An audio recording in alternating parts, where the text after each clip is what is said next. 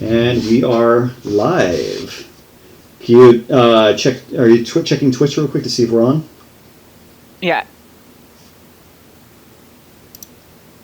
Yes, we are. Sick. All right, let's give people just time to file in and just kind of keep working on little things. Okay, I'm going to stop drawing that little sketch right there. I will literally get too serious.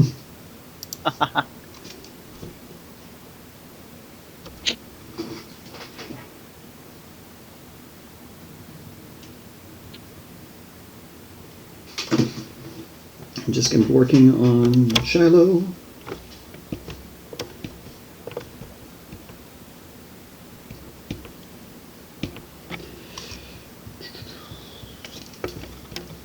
Like, I'll tell you, like, the thing that makes life so much easier are those really good impressionist brushes because they have such good texture on them. Yeah.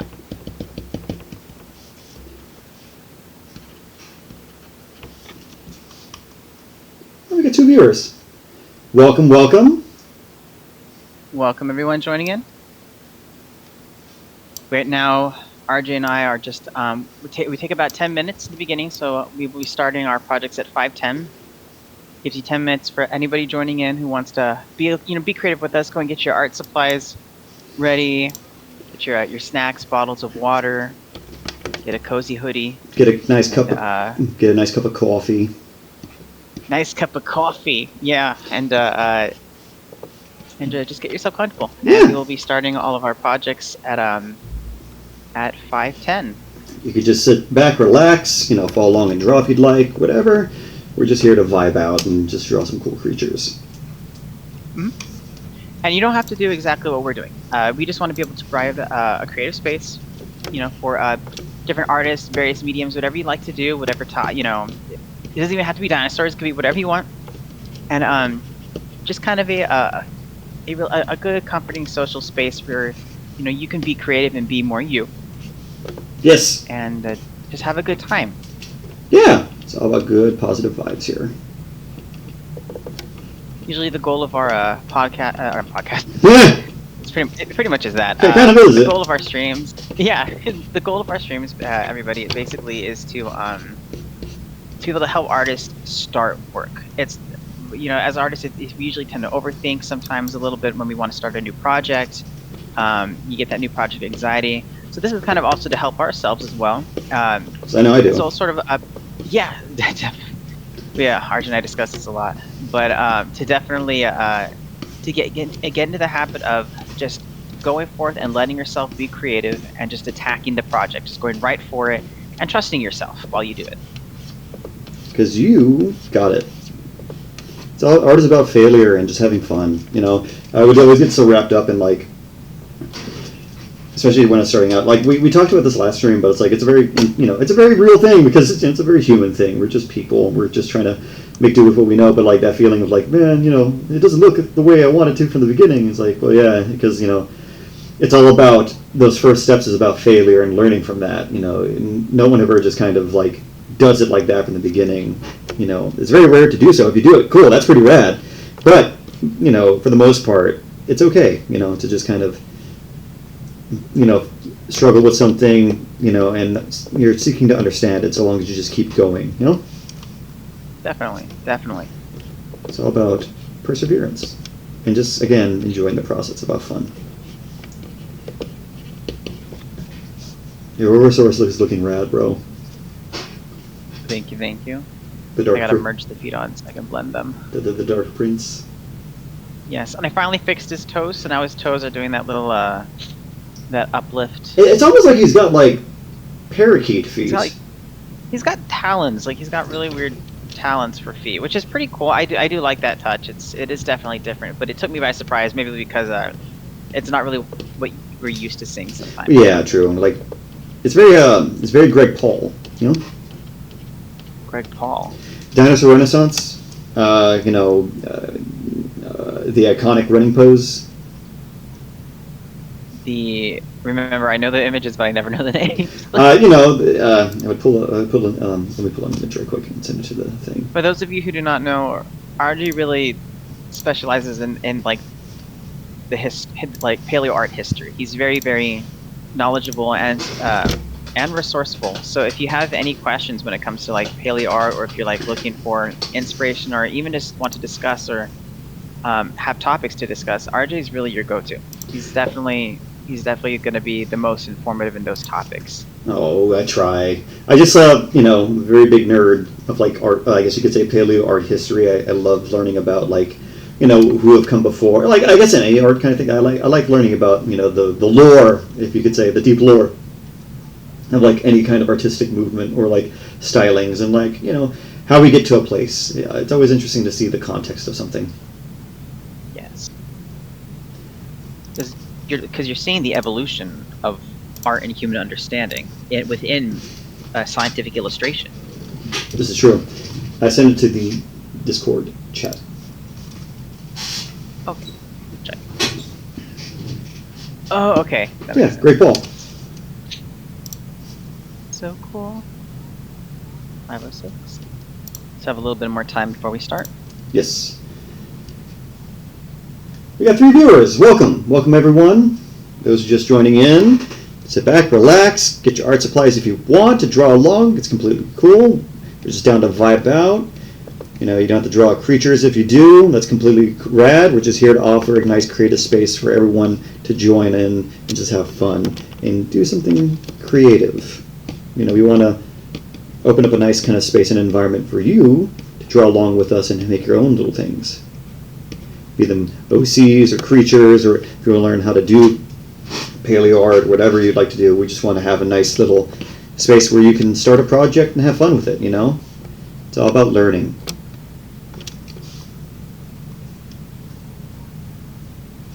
Yo, Justin. Yeah, what's up? So, I know Halloween's on the horizon. Let me ask you this. What would be your favorite scary, creature design? For Halloween? Well, just in the spirit of Halloween. And I've been asking people around, what is your favorite monster? Oh, just probably monster in general, or are we talking dinosaur or prehistoric specific? Wherever your mind goes. So, I don't know. It's such a broad. This is true. It's such a broad topic. It's really, really difficult. Because movie monsters are just iconic in general. They are. I guess what are some of your favorites, if that kind of helps it? I definitely love the critters. The critters are cool. Brothers. Oh my god, the critters are cool. Those are amazing. Those I feel like are really. I feel like maybe it's just me, but I feel like they're really underappreciated. Not a lot of people. Because they're you have gremlins, but gremlins were mischievous. All they want to do is just wreck stuff, and then critters were critters ate you. They were fuzzy little lamb piranhas, and they weren't here to. They weren't there for fun. To just cause. Yeah, they were here to eat, and that's what I think was so scary about them. That's what I liked about them. Nice. I know that Leonardo DiCaprio is in the third one. Is he? Oh my god, I didn't even know that. He is. Yo. What if I made I don't know if he really likes them or not, but he has seen all of them. It's crazy. I haven't. It's crazy though? What if you made a one of my favorite things is when someone takes a monster or something and they transpose it into another thing or make it into an actual creature, or an animal. Yeah. Imagine you took a critter and my mind immediately goes to Ignurignathus with that big frog mouth, Oh yeah, definitely. So imagine because they have that wide that gaping wide maw. Yeah, it's we did a pterosaur little critter Ignurignathus. Actually, that'd be terrifying because it would fly. 509. We're almost there, good sir. Save my progress and open up a new job. Okay. Time to save and get ready to be doing the Amargospinus. I'm excited. This is gonna be fun. Too. Is there a way to see chat through the live stream? Oh, Drew's here. Favorite monster design, in my opinion, has to be the werewolves. Are cool. They're pretty rad. Do you have my kind of favorite werewolf? I know. Okay, there's two. I like the ones from Underworld. And I like the ones from that Van Helsing 2004 movie with Hugh Jackman. See, exactly, werewolves from Van Helsing. We're on the same page, Drew. They look pretty rad. I really enjoy them. You know, especially when like they fight Dracula. They look super sick. Sorry, Justin, you were about to say something? Oh no, I was just trying to see if I could see if I'm able to see chat here on my computer as well. Okay. Yeah. I don't necessarily know. Wow. Let's see. Oh, okay. Next. It's just a thing. It was a thing. Don't worry about it. It was a thing. There was like a. Never mind. It was dumb. No worries, no I worries. was like, why can't I see? All right. Well, if you're ready, good sir, I'm ready to start getting into the Amargospinus. I am beyond ready, my gents. All right. Beyond ready. Let's do this. All right. Second verse, same as the first. You know, for those who are joining in, we'll probably have to repeat it many times. But hey, I'm cool with that. But we are going to be doing the Amargospinus from the Chaos Effect line, which is going to be really cool. I'm going to pull out a reference for what that fellow looks like. I'm just going to put it on my... This lad here, this crazy... I love the colors. They were always fun to me. Like the orange, red, and black. It's very like Halloween. Actually, it looks like a vampire to me, kind of, with the color scheme. They're really unique. They're really, really, really cool. I like that one. I had this toy. They're from 1998, yeah, I believe. 98, yes. That you are correct. Did you have all of them, or did you just have like how many did you have? Like as a kid? Yeah. I didn't have any of them. Oh. I didn't get a lot of believe it or not, I didn't get a lot. I think I had like a few. I had a few Jurassic Park 3 toys, but I didn't have anything from like the Lost World or Jurassic Park. Gotcha. Toys were expensive. This is true. We gotta rectify this. I'm gonna get you one for like the holidays or whatever. Just mail it to you. Believe it or not, now I have been collecting like the ones for the retro revivals. So I have been getting them off of like eBay and stuff like that. Nice. So I have been trying to hunt them down. Yes, but obviously we know that the Chaos Effect ones are going to be really difficult to find, especially if they just weren't released. This is true. We're trying to get that Dilophosaur one or that Carnotaur. Oh my gosh, it's like there's just so many. Did you ever see like the action figure they did for Roland Tembo? He looks so cool. No, I didn't. They had concept art. They had concept art for him, and he has like this gigantic like tech bow and like a baby Carnotaurus as like his little guide dog. Oh my gosh, of course. He looks so rad. Anyway, this is gonna be so fun. Like, there's a lot of interesting traits here. Like, you have, of course, Spinosaurus, the amorphous being entity that it is, which I love. Don't get me wrong, I love Spinosaurus and all the chaos that it spreads in the Paleo community. Because, oh, Debbie Rex is here. Hey, welcome back. We're getting ready to get into the Amargospinus. You know, we're about to start doodling, or at least I am, and you're about to start sculpting, Justin. But yeah, I have a bunch of references for like Spinosaurus and Amargosaurus and other Dicryosaurids. Oh god, I can't even. Oh, Rick is so cool. He has the coolest of the chaos. He can pump models out like no tomorrow. This is true. Drew says, I was lucky enough to have the Thrasher-Rex from the Lost World from the swap meet as a kid, albeit very damaged. Half the tail was lopped off because the owner didn't know the heat trick. Oh. No, I feel that. I had the Thrasher as well. They were super cool. I think mine, though, was, I think, pretty messed up because I think my baby cousin, like, was chewing on it. You know, kids vibe. That kids vibe, yeah. It's, kids be kids. Yeah, but, like, it was fun. It was a really cool toy. I really love that one. I also have the Omega T-Rex, which is cool. Do you remember when they did that limited release of like Hasbro did that limited release in like 2009? I don't think I do. Yeah, and they had like the David Silva, like he had like a couple of his figures that he designed. It was like the Allosaurus. It was like the blue looking iguana Allosaurus, and then I remember. I think I know exactly. Those were pretty cool. They were sick. Pretty vibe. Get my references.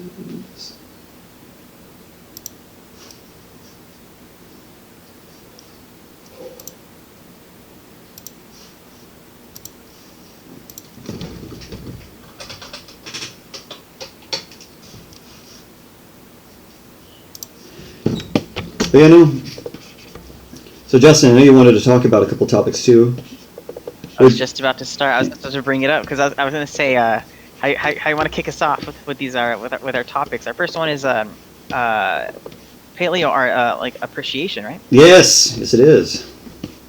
I think we're going to be talking about. So, what did you want to talk about specifically? Did you have like an artist that you wanted to reference, or if I can take it away, I can. Oh no, I was going to tell you to kick us off on that because that's your studies, my guy. Thank you. I try. But no, definitely. Yeah, don't mind taking it away. Let me just kind of rough in this little model, this like long boy. There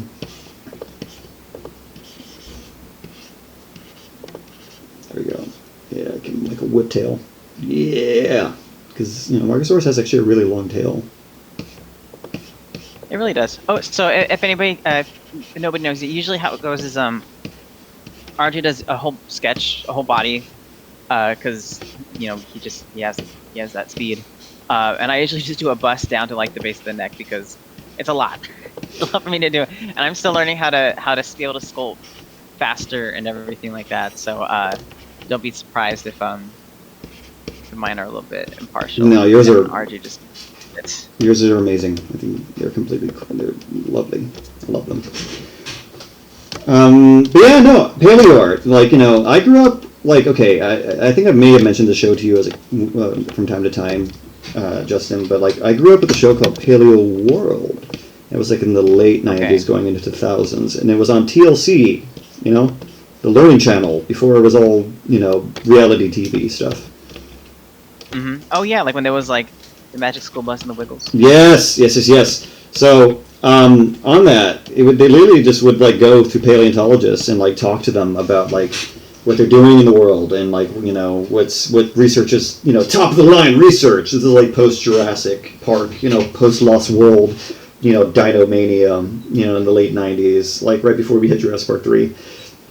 So everything is related to Jurassic Park in some way. It's just like, can you make the real Jurassic Park? And they would have like documentaries about cloning. Which I remember seeing. It was in like elementary school, and that was pretty rad. There was that, and then I remember there was. Let me see. Let me just get this down. I'm going to do about like 6 variants. So, just to touch on this, so I like to start with like silhouettes and kind of just rough them out from there, and then I do like a bunch of copies. Because I like having variety, and I'll filter down my design by selecting some of my top favorites. But yeah, back to the topic. It really grew my knowledge of paleo art as a kid. Like I knew these individuals' works, but I didn't know their names until much later.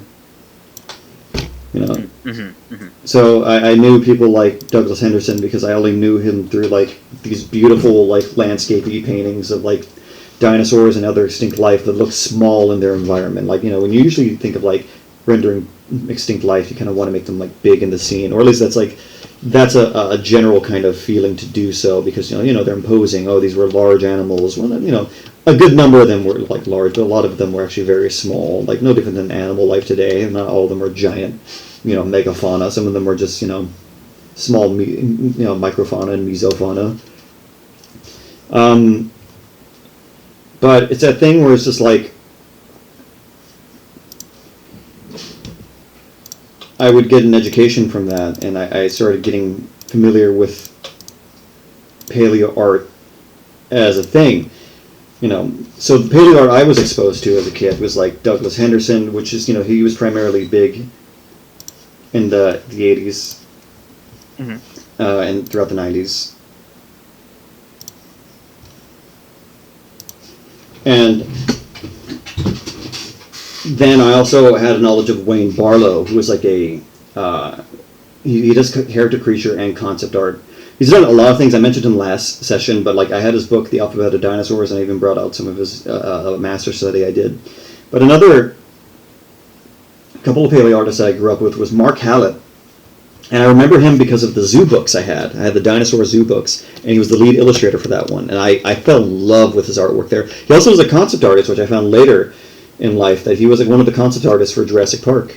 like the original Jurassic Park. Oh dang! Yeah, Real? yeah. He did some designs for the raptors, and he did some of the thumbnails for like some of the scenes. My gosh. And I just love him for that. He's like so cool. He has a very graphic style to his paleo art, which I super love. It's super enjoy.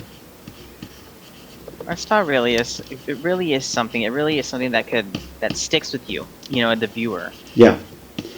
It's like important. It just comes so naturally to some people, and just once you grasp onto like the style, your brain just can't let it go, and it just inspires you. It keeps you going. Then you want to I don't know, when you make your art, it feels that. No, definitely. Like it did to me. Like I would try to, when you're little, especially when you're like a little kid, first getting into this, like flattery, mimicry is the best form of flattery. So I was like copying like Mark Hallett pieces because I really just wanted to draw like how he drew.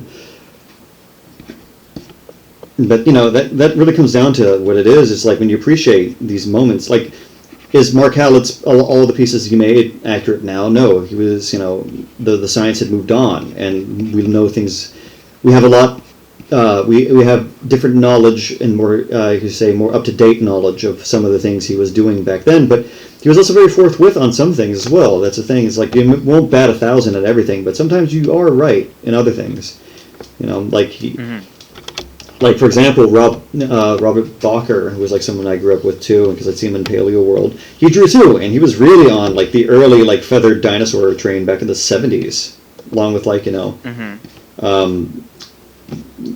person who kicks off the dinosaur renaissance, which was John Ostrom, I think, from who discovered Deinonychus. Yeah. Yeah. So he did a lot of paleo art too, and it was very like dynamic. And there's a lot of things he got wrong, but there's a lot of things he got right. And that's the thing about what we were talking about paleo art is like you're trying to capture a moment in time. And the art, even though it's inaccurate now, that's what you can appreciate it for. It was what we understood at the moment in time to be right. Yes, and that's a huge topic, and that definitely has to go with that definitely plays into how. Like recently, there has been this evolution of paleo art and how people want to be able to perceive paleo art, and that has to do with different generations of people who are interested in prehistoric, animals and such. And people can kind of tend to forget that like old paleo art is not bad. It's not older paleo art, as in like outdated interpretations, are not bad. They're very, very good. I guess that people where people get a little bit confused on about the negativity of scientifically inaccurate is when it's still being used in media unfairly. I think it just happens to be one of those really it's one of those really case by case basis. It's just really strange because these are animals that existed, and you could depict them in many ways throughout media. And some people, it seems like they do it a little bit poorly on purpose, and then that's what gets people angry. And then it's really strange. It's a really interesting phenomenon when it comes to the how paleo art is perceived. I think it's like this. It's just like there's a lot to it, and there's a lot of people that are very, I would say far more qualified to like talk about paleo art history than myself. But I will say from like my observation, or even just like cursory study of the thing, and it's just an interest in it. I love the history of I love art history in general, but with paleo art, it's like this. It's just like there's this added pressure. It's not something from at its base. The genesis of the thing. You have to come to grips with a couple things. It is great art in addition to being great science communication. Yes. Paleo art does, at its best is, both provocative and evocative. It invokes the past, but also provokes the imagination. That's actually very beautifully put. Yeah, but that's the thing. That's what its dual nature is. It's always been a tool to communicate. Deep time. As human beings, we have a hard time understanding, which is understandable. Our only lifespans are like in the hundreds, if that, if we get lucky. We're not long-lived. Our civilizations are pretty long-lived, but us, the individual, are not. The dinosaurs existed, or at least the Mesozoic went on for how long, Justin? You have the more accurate date than I do. It's like 250 million, 250, like 275 million years, something about Yeah, that. that's a lot of time to really wrap your head around. A long time. A long time. And the thing is, it's just you're trying to capture that feeling, of a world we'll never really get to see, but the evidence is everywhere around us, and especially with the birds and all the animals that are, descended from groups that evolved then. But the point is, I think what it comes down to is look, as human beings, we like to kind of feel continuity in a way. We like to categorize, we like to understand, we share knowledge, the world over. When we get, for us growing up, it's that feeling of we were exposed to the knowledge of the time, and it has since moved on. And that's the thing. It's just that, what there is just the kind of, I guess you could say, the overreach, or say the canonization of dinosaurs in popular culture was really cemented by Jurassic Park. How big of an effect that film was, for modern perception, it can never be understated. There was the world before and the world after. Not saying there wasn't anything as important, there was, but the way people saw these animals was both, was influenced and affected by that movie's success. The positives of it is people got really interested in the field and so on and so forth, and really pushed it forward. The negatives, though, is that it seems, ironically enough, because of its own success, is now fossilized in amber of its own identity. That's very poetic, but very, very true. Yeah. Very, very, very true. Because people think that they were accurate for the time. Sure, a lot of it even then was outdated, but still, it was trying to get the people updated. It's these are not just dumb swamp lizards that that are not complex.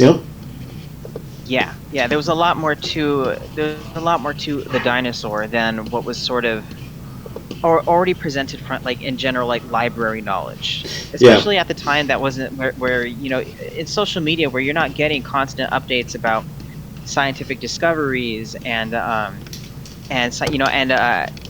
new interpretations. Jurassic Park in that era sort of thrust the general public into a new idea that of a somewhat familiar. Familiar. I'm not be able to say the word familiarity, or a familiarity ecosystem. Yeah. I'm never gonna be able to do it. I have no idea why my tongue just doesn't fold that way. But there's a certain sense of, I'm not gonna use the word, but it's familiar. It's familiar to the ecosystem that we have seen today, as far as how predators hunt, or how herbivores just basically chill out. They just are. How animals are leisurely. Or how they behave, and Jurassic Park kind of visualized that and portrayed it in a way that we as humans have seen before, in documentaries or on our visits to the zoo.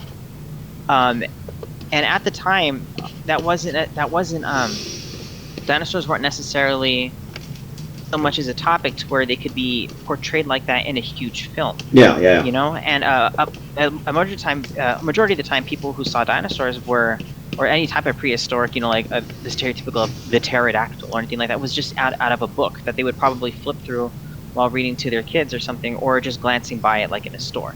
So to see it alive, and it's I definitely give credit to the practical effects and animatronics, because it made the visuals all more real and made it so much more immersive that it was able to leave such a lasting impression, versus something like Fantasia, which would just show cartoon dinosaurs. That everybody's already seen before. And that's the thing. I think it's just that nature of the movie itself that really changed everything. It was the sense of tangible reality as they exist in the environment. And the thing is, it touches on wonder, and Jurassic Park did a lot of amazing things. But to the point I'm trying to make is there was a lot of things that changed after that. I remember in 2010s, we were just talking about, I left the paleo scene, even though I loved it. It's something I really am passionate about. I love science education. I love Earth history and natural history. But, I was in a circumstance where my focuses had to become other things at the time. So I wasn't really getting as up to date, and I kind of left it behind for a little while. But what brought me back was a book called All Yesterdays by Darren Naish, CM Kozman, and John Conway, in which they're really talking about radical ideas of, rethinking how we think the past with speculation, more attention to the anatomy, but also attention to the things that we will never really get to know because of the fossilization process, like the soft body of the animal, and how fat animals would be, how much fat and muscle they would have, and display structures that they could have that would never fossilize because these are things. Here's a great thing that kind of exemplifies this. If you had the skeleton of a goat, would you ever know that they could climb trees? Mm-hmm. And those are the things you would have never known. Exactly, and those you would not know they can climb trees. Yeah, and that's the thing. It's just like that's the kind of things that like it was trying to provoke you into thinking about. It's like how much of the past is lost to us and we'll never really get to know. And, and it sparked a whole wave of like young paleo artists coming into this. And there's an idea of like too much speculation where it's just like okay, that's kind of a little unreasonable. But there's also the healthy dose of like we need it though. There needs a healthy dose of speculation to kind of think about, how messy and fun and weird nature is and can be. A little outside the box. Yes, yes. You have to be. You have to be. Just a little bit. Just a smidge. Because dinosaurs are the existence of the dinosaurs are already pretty outside the box. No, like these. It's just giant. Like they're giant. They're giant. And they don't even look like anything that, with the exception of some birds, they just don't look like they would belong here. But they were here longer than we were. It's just insane. And they are amazing. Animals.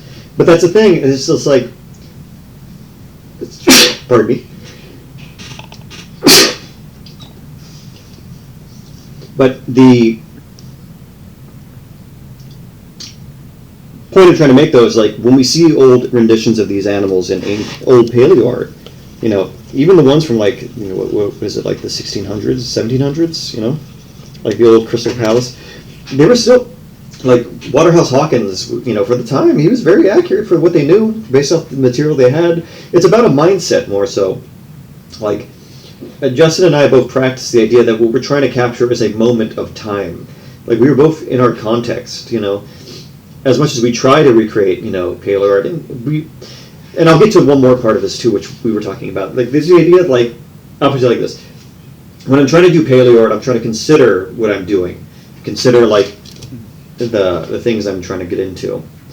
But what else I'm trying to do is I'm also trying to show the ancient past, in an accurate way, if I'm trying to. I just want to make sure that when I'm doing that, when every piece I make, I like to set the ground rules of what I'm trying to do. If I'm trying to be more super accurate, I'm going to be doing more scholarly, work. I'm going to be trying as best as I can to do research. If I could, this is always awesome when you do and get opinions from actual paleontologists. To look your stuff over.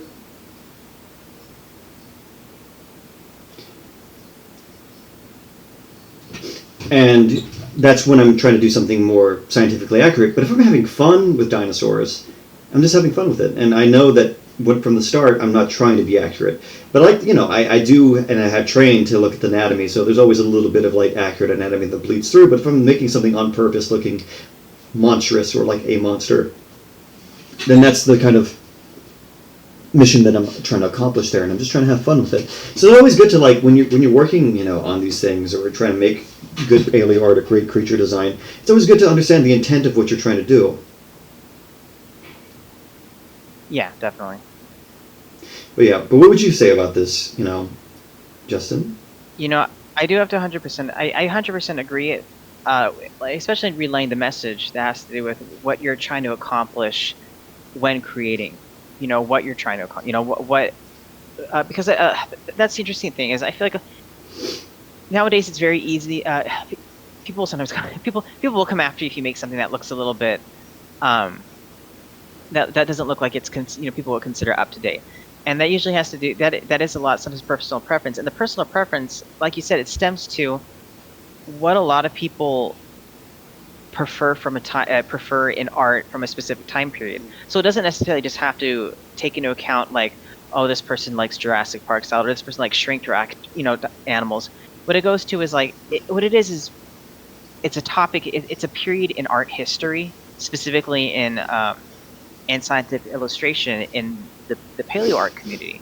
And just like how you have people who study history and they're obsessed with like different time periods, whether it be like Mesoamerican history, Egyptian history, or any practically like any culture that you could think of on this planet. The same goes for scientific illustration. And we prefer, sometimes a lot of us will illustrate in that because we want to we're sort of humbling the past, if that makes sense. We're sort of we're honoring the direction of the evolution of basically scientific illustration and paleo art. It's very important to always like keep an open mind that sometimes that is the purpose of what we're trying to relay. Like I know RJ and I were making our renders here and stuff like that, and they're going to be they may not necessarily be 100% to look scientifically plausible. They could it just depends on sometimes it just depends on how we're feeling. Yeah. Like what we're doing today, especially if it doesn't take much planning. Like these ones didn't really take much planning, and so in the end, we're not going to know if they look, we're not going to know if they're just if they're going to look crazy accurate, or if they're going to look more fictional or more 90s. We're just some of us are just having fun. We're just having a good time with it. Exactly. And that's really what it's about. It's lots of times you just got to remember, like, we're having a good time here. Yeah. Good time.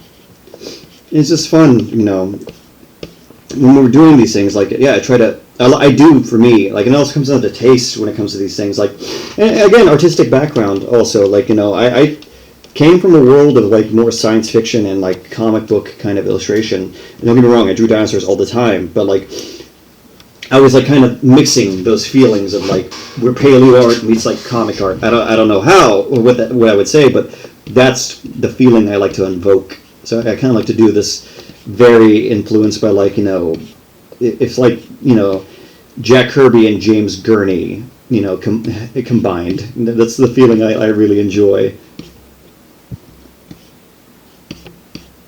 Because a lot of us the interesting thing is to touch base on is that a majority of everybody who does like what we do, like paleo art, or a scientific illustration, they weren't inspired off of.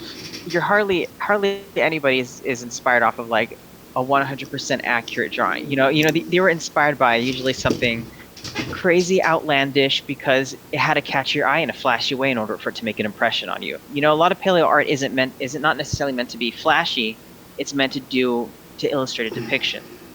And so that's where a lot of I think that's where a lot of art styles, which is what RJ and I will get into, the concept of art style comes from, especially when it comes into paleo art, because that fuel, that inspiration, where we start everything, where we begin a project and how we start a project, that's fueled through style, through paleo art style. And I might have lost my train of thought. I don't know where I'm going. No, you're good. You got it. But it's a really interesting topic, the way media does affect, how film does create a lasting impression on style and inspiration and how we make art. No, definitely, and I really agree to that because it's ultimately when we take in these things, it influences what we can do. Like example, the person I saw that really got that feeling I was looking for in the beginning was Mark Hallett. Like that guy is amazing, and like you can see one of his boards at the La Brea Tar Pits. And it's really cool. Does he have? Is there over at the La Brea Tar Pits? Does he have work over there? Yes, he does. He has the big mural of the tar pits. It's behind like one of the boards. It's by remember where the Columbian mammoth is? Yes. Oh, is it the one right behind it? Yeah, like where that plaque is, where you can see the birds, the Territorn skeletons. Oh, okay. Yeah, that makes sense. I just remember that the Columbian mammoth was the scariest thing when they turned off the lights. Oh yeah, it was terrifying. Which is cool at the same time, but yes. Still terrifying. Let me see. Oh my God, it's looking so good! That's looking so good! Wait, I want to see yours. I want to see yours. I just got the thumbnails down, but I'm about to choose my favorites. I still like it. I still like it. I'm so excited for like this is so much fun. Okay, so everybody, we were so excited to start this one. But it's because it's such a unique challenge. We are challenging ourselves because we're not doing a lot of planning before then. We're actually just kind of rambling it. We're just going for it. Yes. Which is kind of the purpose of this, is to be able to jump into a project and not have to overthink it to where you just kind of get an artist block. You know, you just want to be able to just let the creative juices flow and just see what happens. Definitely. Oh, one last thing though I wanted to say for the people watching. So if you're just joining in for the first time, if not, that's completely cool. If you've seen this before, rad. Thank you for coming back. I just made a bunch of silhouettes because I'm just kind of shadow sculpting. I like to kind of figure out what the silhouette of this, of my character, creature, whatever, what's it going to look like? How's it going to read without any detail? Because that is a very strong indicator of like how the final design is going to look. If it has a strong silhouette, it lives in the mind a lot more, and there's a lot of more intention there. So I'm selecting my favorites, which I mark with a green check mark, and now I'm going to do my thing where I combine the silhouettes into one master silhouette with all the attributes that I really enjoy. Like for example, I'm really digging the head of like this guy right here. I really love some of the neck frill of this one right here, and I really enjoy the kind of overall body of this one. So when I kind of merge that, I'll keep that in mind and try to have those attributes there into one cohesive creature. So let's start doing that. I usually make a copy. So out of curiosity, RJ, how many silhouettes do you habitually tend to do before you kind of settle on, putting them together like in a collage of all the best bits? How long does that usually take you? It depends. What do you usually do? It really depends. Sometimes if I really want to be, torture myself, I might do like up to like 12, or like even more. Like one time, like 12 in like one session, but like through a period of like a week. Like if I was like not on the fly, if I really had to like ultra develop a character for like a project and whatnot, I might go to like 100.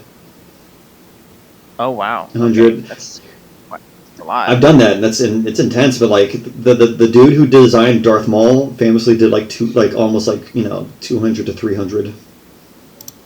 200 to 300. Yeah, I mean in that case. But then again, Star Wars. Yeah, true. And George put in that work. Yeah, George was very like particular about like the designs. Okay, so once I get them all there, I'm just gonna kind of expand their sizes and get them all. Because in that case, the designs are not necessarily, they're not just a design to show on screen. It's world building. It's universe building. Exactly. You got to have everything kind of cohesive. Mm-hmm. Mm-hmm. Mm-hmm.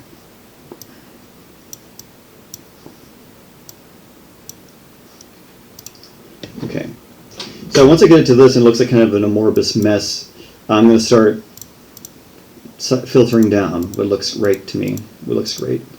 So I like this dude. I think he's pretty cool. I like his open mouth. But he's got not as good a height. But I'll kind of we'll keep a little bit of that alive. So I'll keep his neck frill. This guy, though, has a really strong silhouette that I enjoy. This one has a better kind of tail position. So I'm going to start. So I usually pick one to frame around. So like this guy's kind of overall silhouette. So I'm going to use him as kind of the basis of everything. So I'm going to start erasing and just start kind of, combining the guys into one. Letting the chips fall where they may. Yeah, exactly. Just kind of erasing.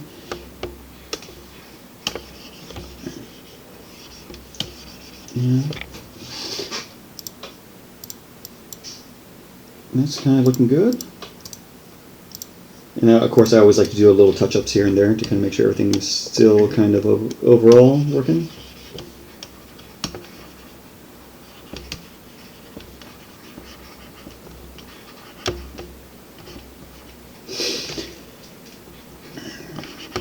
Oh, that's green. So yeah, I always just super loose, super rough. Just kind of want to have fun with it. Again, nothing too serious, nothing. There is no life or death right here. It's just right now working on it overall. We're just having fun. Yeah, exactly. Okay. Because as adults in this world, it is very important to have fun and relax. Yes. So also sometimes I might work yourself to the bone. Sometimes I might do this too, where I take like a warp to one of them to make something fit a little more. So like this, I like the mouth on this one. Now it's vibing out, and he's got this kind of like cool, robust kind of neck waddle going down. And now like this guy is looking pretty good. There are just some minor things I might add to it before I start. You know, because I kind of want to put an homage back to the spikes. Which I could do like with, I could do with like some cool Titanosaurian osteoderms. You know, the Amargosaurus in general, the spikes are so weird. Yeah. They're so weird, especially the evolution of them throughout the years, you know, how they were perceived. And I think that they're probably one of the rarest like evolutions where like the newer look of them was really more the older look of them and hard to get it. Yeah, it was really really odd, and it's just one of those things that's naturally odd because nature's metal, but like yes, nature is so metal. But at the same time, they're so weird. I love them though. I love them so much. I love the Brachytrillopan, whatever the sauropod that evolves a short neck, which is hilarious. It looks so cute. I love him. Just basically like the pony of dinosaurs. Yeah. Yes. The pony of sauropod. Yes. It's so funny. Okay, I think I got this guy, this very edgy, fellow, pretty good. Like I thought the Ankylorhamnodon was edgy. This guy, edgy.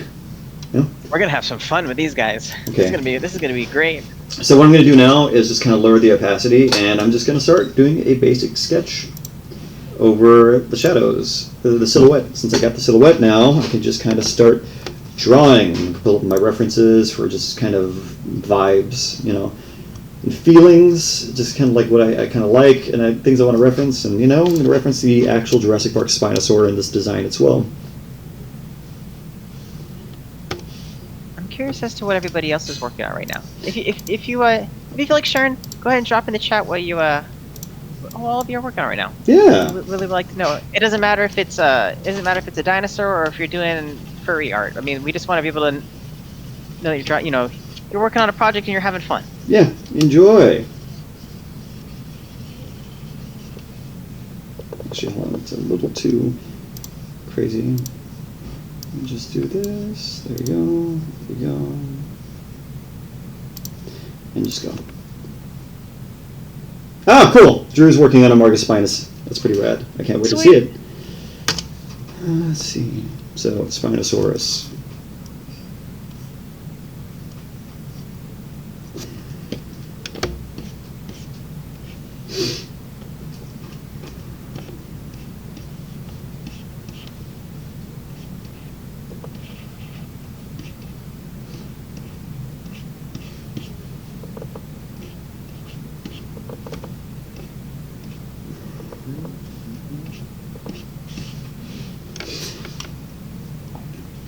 Going to be trying to get this guy to look pretty rad.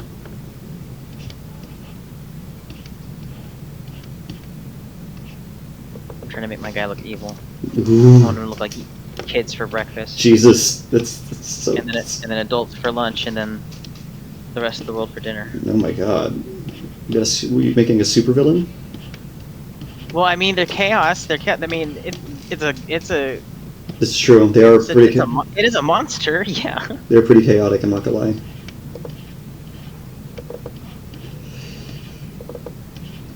Besides, supervillains are fun to make. They are. I'm not gonna lie. They're always one of the best designs to do. I know we're supposed to be on the. I know it's frowned upon, like to make predators, dinosaurs. They're not an evil villain. It's like, yeah, they're not, but it's still fun to make them into like a scary animal that's trying to eat you. This is true, and besides, we can get away with it. These are the chaos effect clone, things. Yes, they want you. They want to hurt you and they want to eat you. They are not your friend. Yeah, last time I checked, no one was getting massages from a Velociraptor in the comics or in the information cards. Oh my god. What a riot. So it's okay. Okay. I want him to be more evil.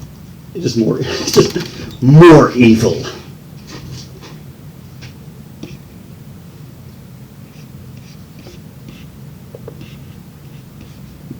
Okay, I think I'm gonna put the big old spikes on there. How does it look in the toy? Let me see here. Okay, so he's got like, oh, this should be fun. Okay, how are we gonna do this?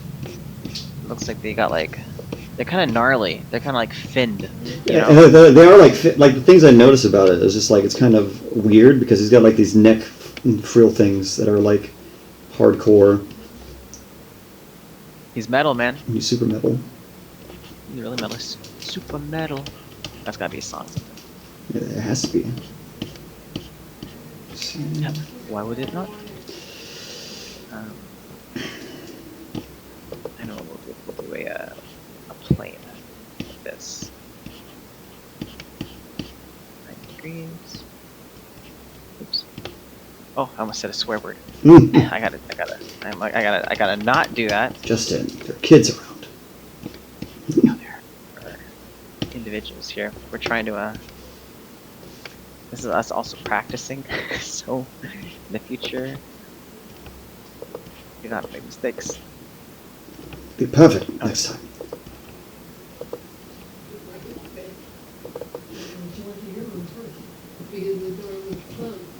Sometimes I find myself just saying something, I'll be like, there was no need for that word in this situation.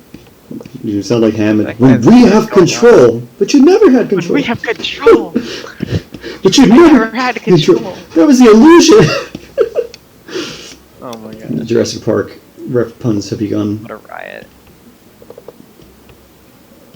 Yes, yes, yes. Oh my god, it looks so angry. I'm gonna give it like the sauropod teeth mixed with like the Spinosaur teeth.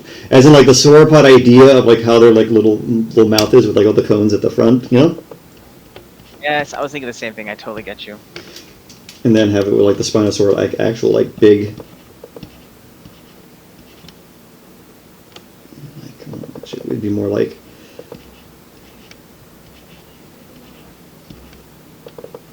It's like these pig teeth.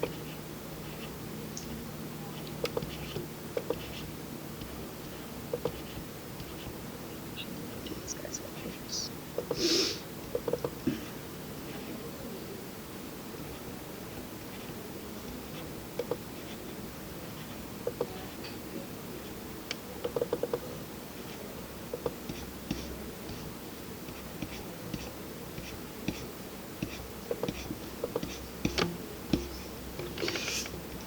You know, sometimes, you know, even I still fumble with this every now and then, but like, don't get too precious with these things, just let them go. Let the design kind of take you wherever it's going to take you.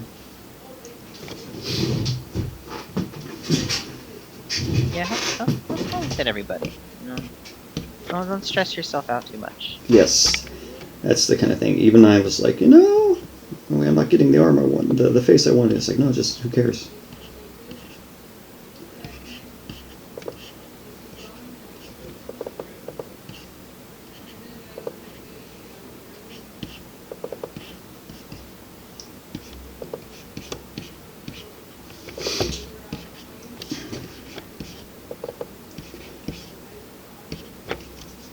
Just laying in things. Oh my god, he looks like a sauropod intelligent to me now. I like it. Oh, he looks so angry already. He looks so rad and just like angry boy. Got angry boy face. Yeah, just get over the vibes.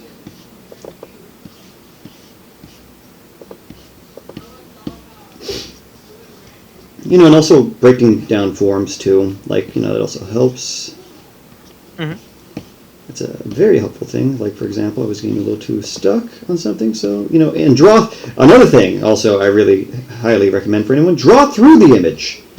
You know, who sometimes I got locked on detail, but like I was, trying to understand what the body's going to look like. So draw through the image, meaning is like draw the circles and cylinders of everything. Yes. Don't be afraid. Just go for it. Yes. That's easier said than done, but try. Just try. Just yeah. Don't be afraid to mess up and alter your work. Yeah, if you just need to start over, do it. It's okay. Normalize. You may just surprise yourself. Exactly. Normalize starting over. I've gone through like many designs where like this is not it. Huh? Yes, normalize starting over. Definitely. It is okay to start over. It is okay to rip it out of your sketchbook and throw it in the trash can. Yes. And it is also okay to just get up and walk away and like just take a breather. It is fine. Yes. Everybody has their own process of the way they do things, and whatever process works for you, just do it because it's yours. Someone's back. It's personal. Let's see. Game Acquaintance 7. Welcome back.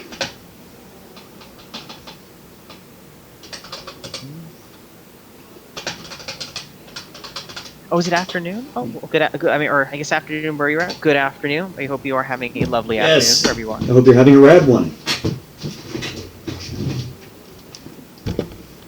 We're just, getting into these angry lads right here. Just like they really be like that though. They do. They're really edgy. Basic blocks. And also line of action helps too. The line of action knows all. This actually is a really good tool to kind of help things come along.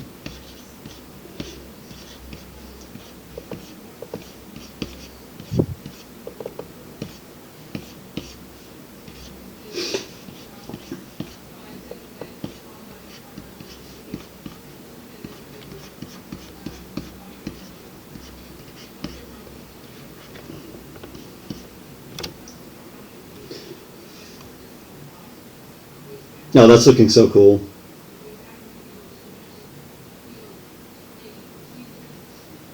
I like how yours is looking right now. Are you doing the neck frill?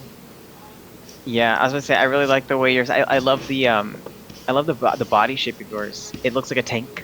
Yeah, I was trying to there was parts of it like when I was originally designing is like would this be like a bipedal one? And I was like, I could do that. Maybe this guy can rear up, and do some like cool action. But I kind of wanted to kind of lean more Amargosaur and like the body plan because I like the idea of like this carnivorous sauropod.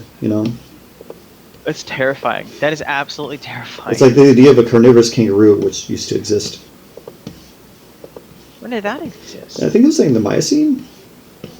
Oh my gosh! I'm gonna be honest with you guys, all of you out there.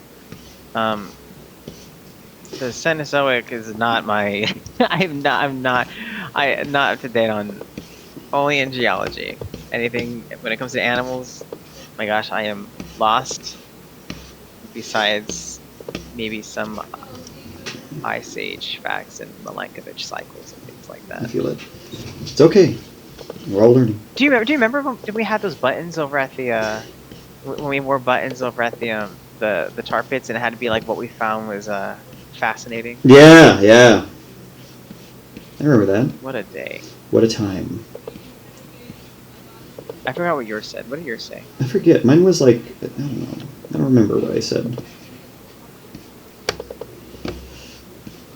So like, this would be like that, and then the hips would be here, so that means the osteoderms would be like right here, right here.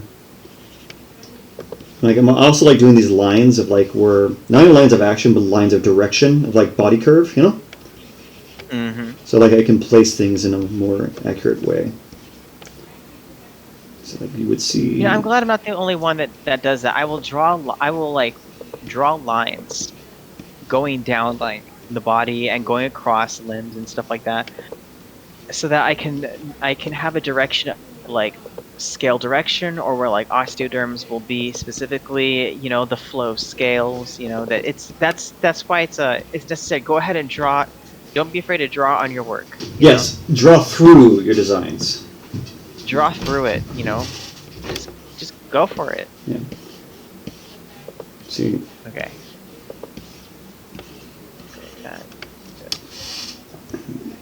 Okay, now that I feel like I got like a good construction drawing on this guy, Mm-hmm. I can erase some things that are conflicting, that hurt my eyes. As in, like, I can't really make it out because it's like, you know, superfluous detail. You know? Superfluous. Yeah. Let's see. Yeah. Yes. So here's my blockosaur. You know? It's such a fun time. It is such a fun time.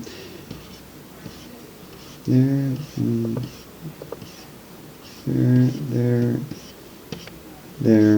There. And so I know he's got like these neck things, right? There's like spikes that come out the side of his neck. Yeah, I'm gonna interpret them for me as osteoderms. Yeah, like different sauropods who have them running down like from the jugular down to their shoulder. Yes. I was gonna do the same thing too. I totally get you. But just make him like more accentuated and longer. Yes. Predator. Yes. This lad is just angry. Love it. And I'm gonna add more. I'm gonna just kind of add a little more going down to the tail. Then I'm gonna accentuate the osteoderms by making them into like cool little structures that eventually lead to like a spiked whip. That's one of my favorite things to see in like modern day Diplodocid art. I don't know who started it, but just kind of adding like spines on your the end bit tail, you know? Yeah. Like, have you seen this? Like, this is what they look like. I've seen that too. Like really, really, really thick spines. Just like but that's a new thing. What is the reason behind that? Is it because it's supposed to be like a I whip? think so. It's like a predator defense. Oh, Solar Reaver. Cool. Oh, okay. Solar Reaver has a question, I think, for you, Justin. Are you going to release the Sinister Boy one day? Oh, not. There will be a chaos effect for the retro revivals, but it won't be the designs that we do here today. Most what it'll be is because these right here are just to sort of challenge us. This is sort of just to be fun and be able to get into that mindset of just starting work, of just going for it. But most likely, RJ and I will probably collab on that in the future, and we'll work together and release the Chaos Effect retro revivals. But because we're going to want to spend more time on it than just 3 hours of making a render. Yeah. Because they deserve a lot more than just 3 hours of work. Yeah. I'm going to add like croc-like dermal things. Yeah. He's putting his mouth in the water. I imagine like also it's also good to imagine like theoretical behavior of your creatures, even if it's like fantasy or again depending on the context. If you're doing something, it's always good, regardless of like the intent of like the design, to think about the context of the character in its environment and world, whatever would have you. So I picture this guy as kind of like doing hippo stuff. Like, did you say himbo stuff? Hippo stuff, like hippo. Like I heard. He's also a himbo. He's also a himbo. Why did I? You open a door. Maybe a good laugh. Anyway, okay. So himbo stuff, like Giga Chad stuff. Giganotosaur, Chad stuff. I don't know. Oh my god. Giga Chad. Okay, so yeah. Giganoto. Okay, I got a good basis for this guy. I got a good blockosaur, Okay. And now I'm just gonna since I'm gonna take this design a little more serious, I'm gonna go into the next part of this, which is gonna be a cleanup. Okay. Like the pterosaur last time was a little more just kind of free flow, but if I'm gonna really kind of put work into this, I'm gonna put some work into this. Yeah, because that was our first game. You're gonna notice all the kinks that RJ and I are kind of working out, like how to be able to talk more on camera, how to do all these little things, because we're new at this. This is not what we do or what we used to. But it's really fun. It is fun. We're but wee babies when it comes to this. Yes, because we do have to. I mean, as much as a lot of people don't like to, you do have to public speak sometimes in general, and especially if you're like us, where you don't necessarily work with the public too much anymore, you got to get back into it. Yeah, it takes time. Okay. Yes. Yes. Get these little crests. Now the eye. So you have like, actually that's a kind of a happy little accent right there. I'm gonna have it be like. Happy little accent. It happens though. I'm gonna have this kind of raised like boss in the middle of the head. I'm gonna just.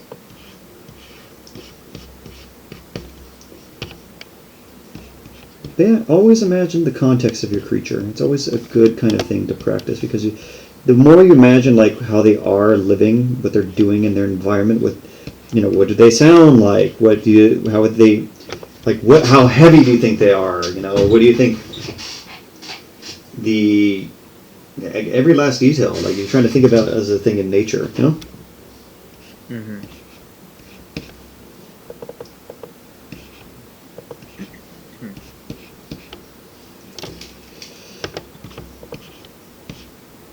There's a lot of people. You are making a character. Yes.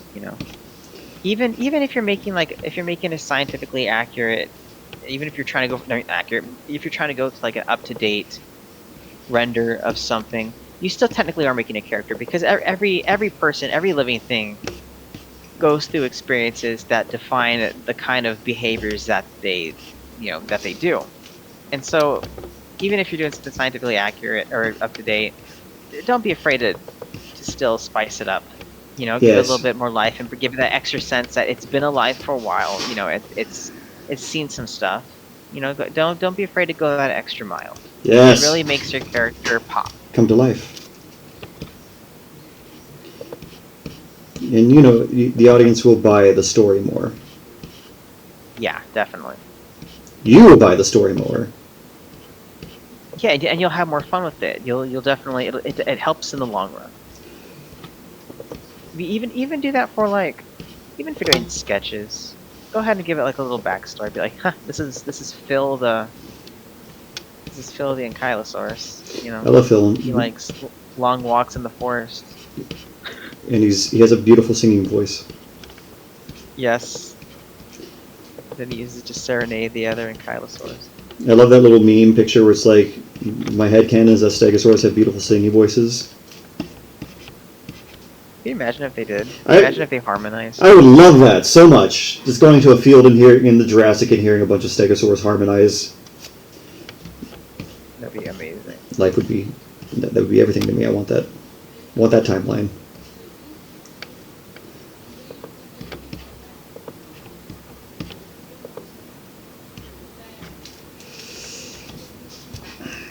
I'm gonna give this guy. I think I want to make this a little bit more eldritch looking. Go for it. Like I want to.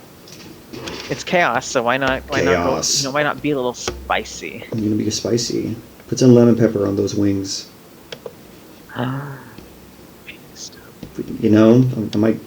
We're not sponsored, but we just want to talk about our love for Wingstop. Wingstop is good.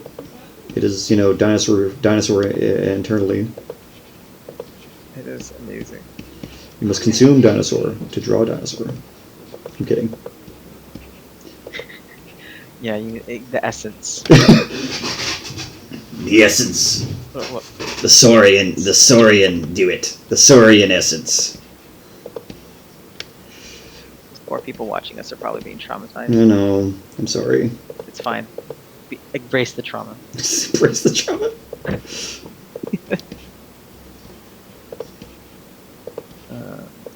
Spines. Oh, I just misspelled that. I put spins. Spins.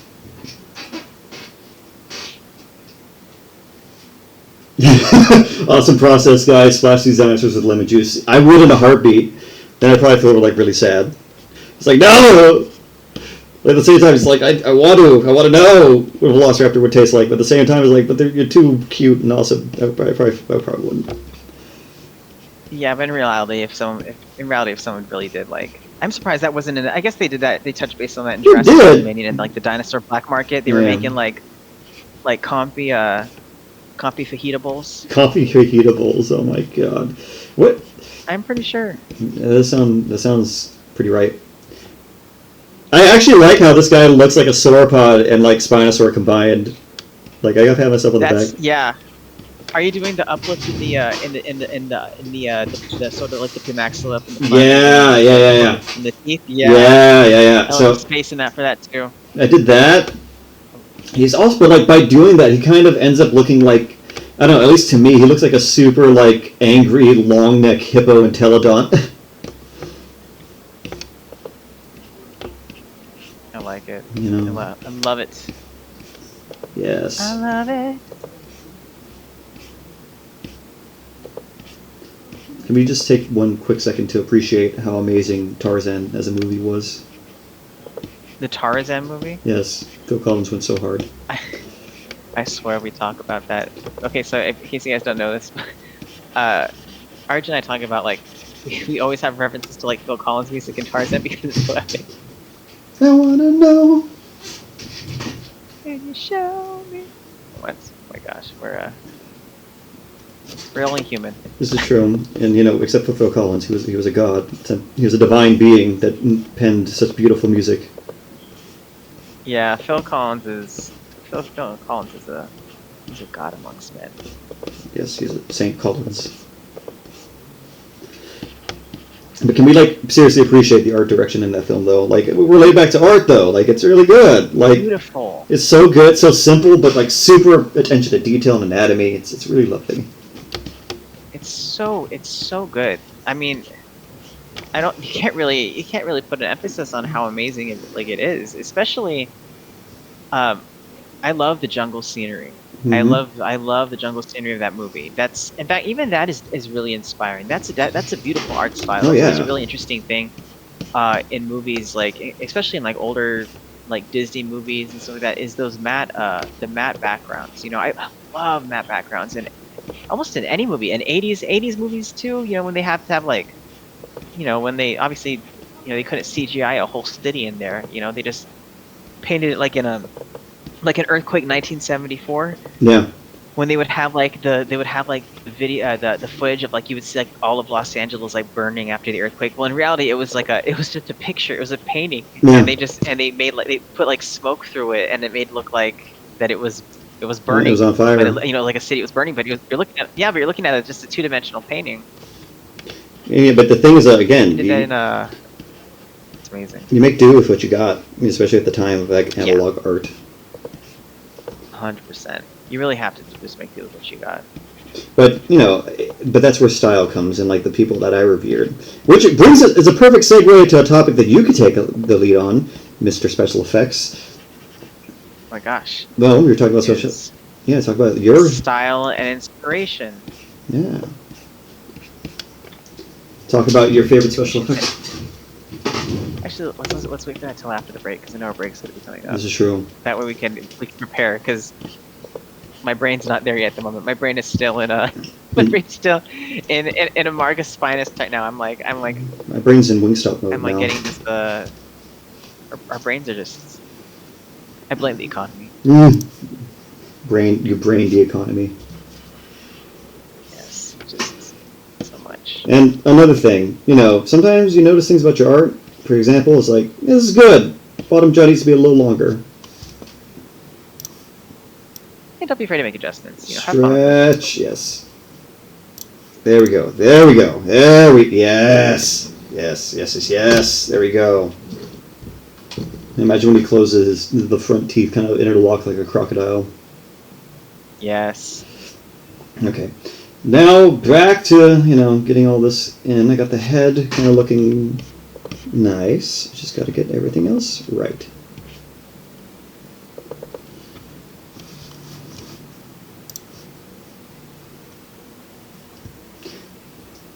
Another like two camps of like what a Margosaurus's like neck spines look like.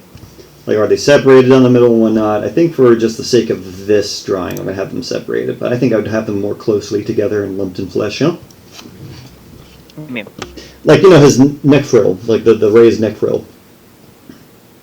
Oh, the one down is the one down the yeah, side. because what are you saying about it being connected? Because, like, there's those two kind of camps now. Like, the most recent research seems to favor that it's actually covered in flesh instead of, like, bare and spikes, you know?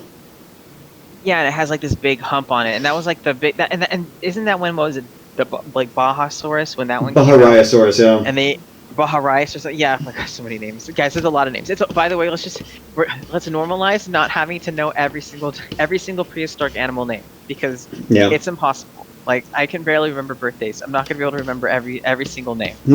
This is true. It's oh my gosh, I can barely remember my grocery lists. So let's normalize that it's okay if you don't know every single name. But no, I about that is that's been a kind of super confusing lately for me too. Is like the depiction of it. I think a lot of things too is I want someone to explain it to me. Like I want to understand. If it's gonna be like this, explain the biology to me. So like from what I can understand, like the basic thing, I'll send you like a reference after.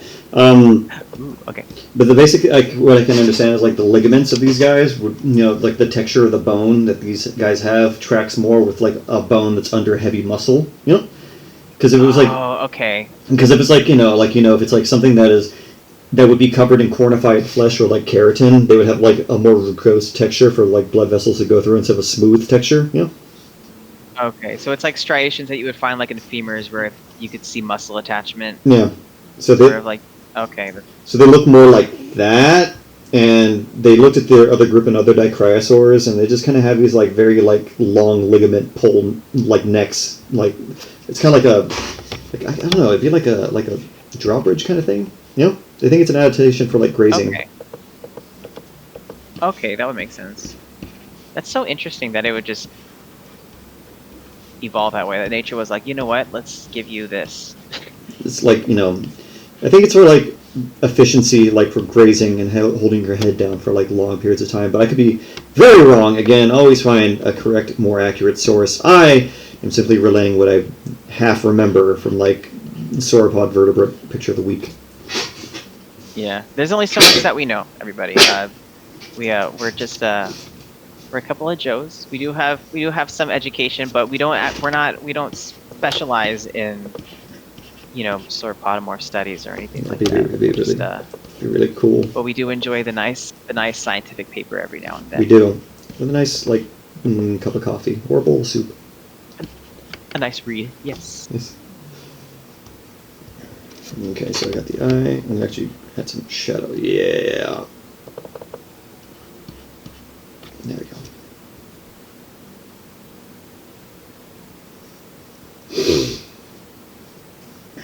I can't wait till we can figure out how to play music, and then it'll just be like a vibe. I would love. I think we can, but I have Artlist, which I use. Oh, we just haven't figured it out yet. Yeah, true.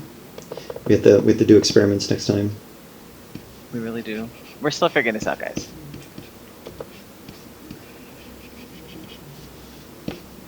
Alright, cool. We'll just go with that. That'll be okay. I'm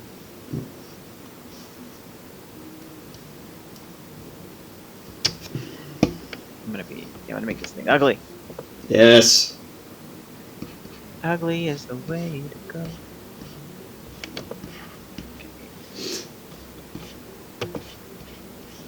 Merge folder.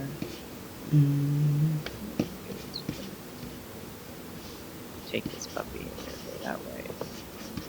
Dispense.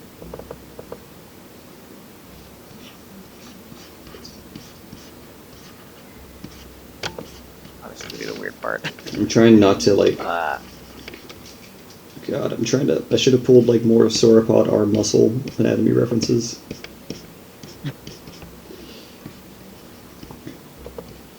That's okay. Like we said, it doesn't have to be 100% super accurate. I would love to do a more accurate sauropod, but right now I just am doing something. If I went back, and you can always go back to a piece. You can always return to a piece. It doesn't always have to be the final word, Yeah, we're just having fun here, everybody.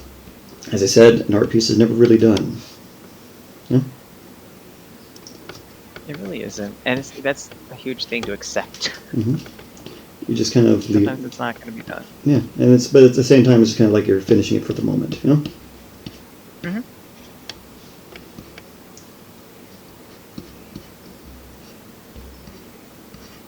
Okay, let's see how this looks like. Mirror over the other side. Oh, that's kind of creepy. I don't know how I feel about that. I might like it, I might not.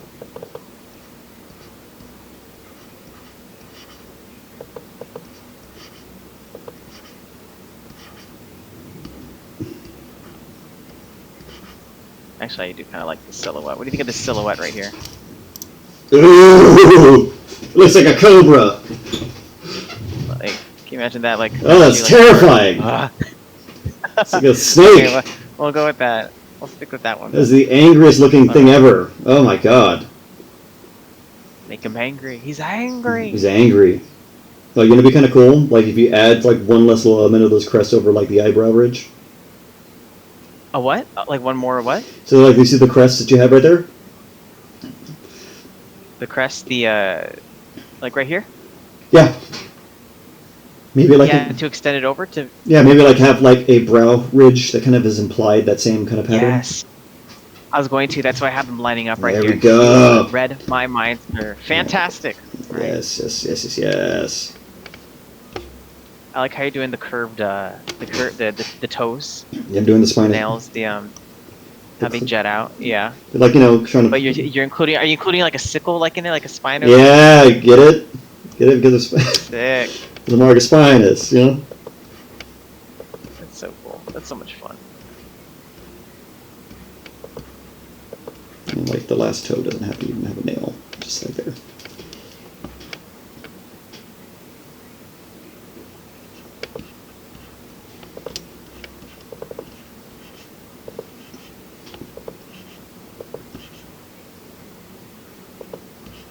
But Justin, getting back to what we were talking about.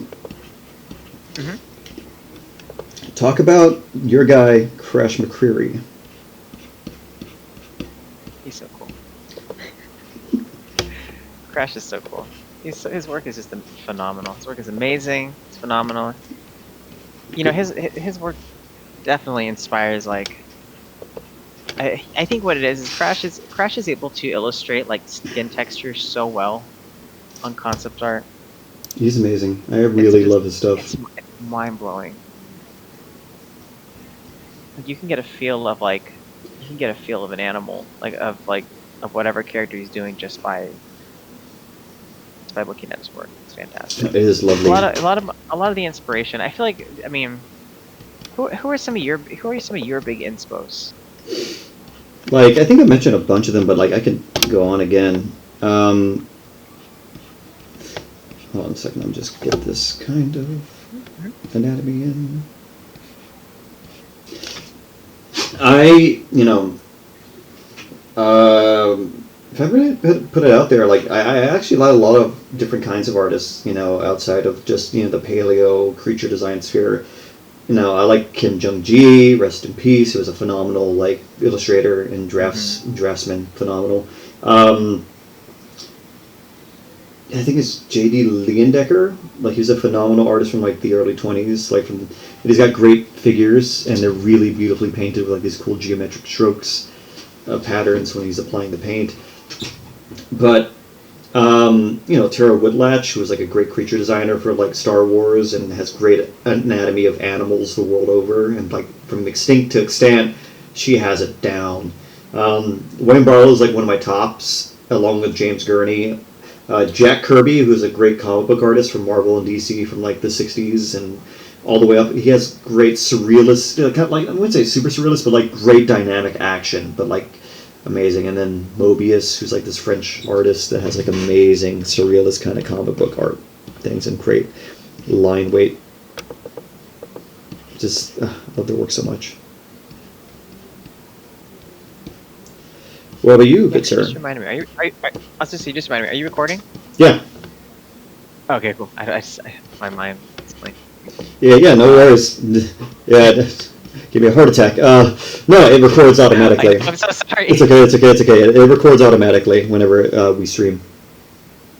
Oh, okay, fantastic. It's inspiration. I mean, in all honesty, my biggest inspirations are. It's weird. I just enjoy almost anything from 90s monster movies.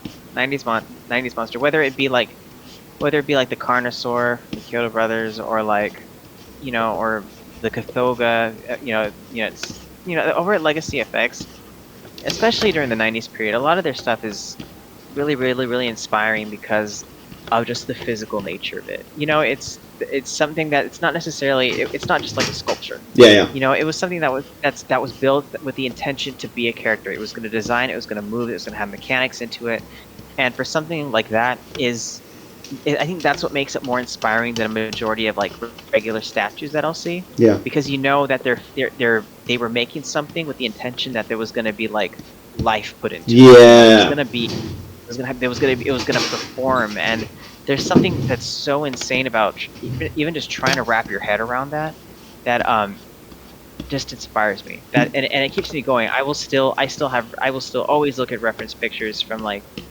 you know, from different, you know, 90s monster movies, especially from like a CFX or, you know, San Francisco Studios at the time, the previous name. But it's just it's anything. My biggest, I guess flat out, my biggest inspirations are sculptures and designs that are intended to be kinetic. Yeah. You know, they're going to be moving to have a purpose, whether it be for a museum or for a movie. There's you know, they're done with that intention, and there's just something amazing about it. No, I definitely agree. That's super cool, man.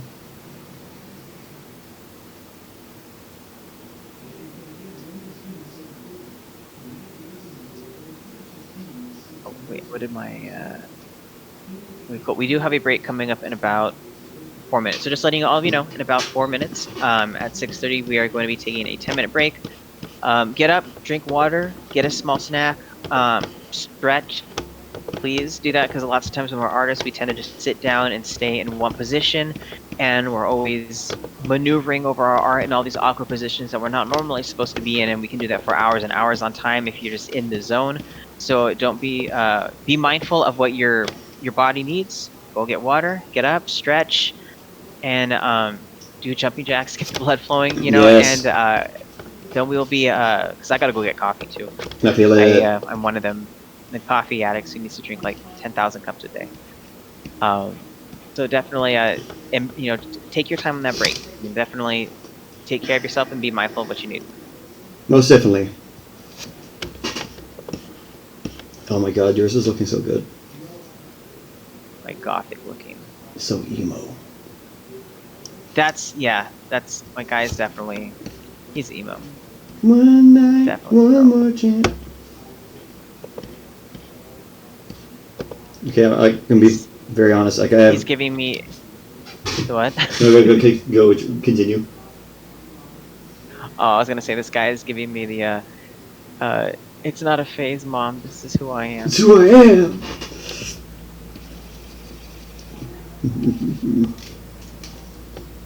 Oh my goodness.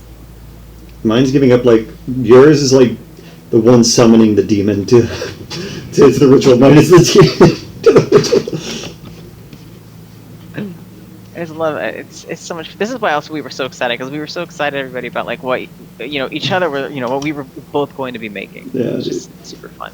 I just got the frill going, so I just kind of wanted to kind of make it more fleshy, you know, more powerful. Mm-hmm. So like I'm inferring like where the bone shreds would be. Yes. It's too much fun. Maybe put like oh yeah, there we go. I'm gonna put like osteoderm studs on like the tips of where the bones would hit. There we go. Now kind of there we go. Oh, that's cool. This is so sick. We're just having way too much fun. This is such a great old time. It's so cool.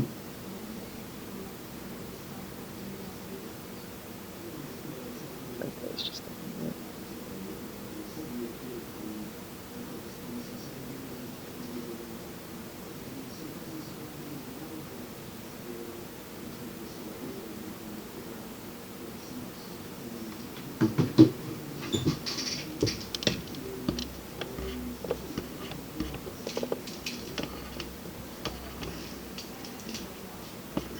I'm not even joking. Like I seriously might get Wingstop after this. Really? Yeah, I'm like super hungry for it now. I want that lemon pepper original hot. combo. Oh my gosh. What do you usually just get one flavor of chicken? No, I get I get hot lemon. I combine them. The what? I get hot lemon, so I combine lemon pepper and original hot. Oh, okay. They can do that for you if you just ask for hot lemon. That's interesting.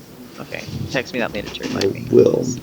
I always like all this fun stuff. Change up my Well, I get boneless wings. I don't like the bone. I feel it. People, it feels weird.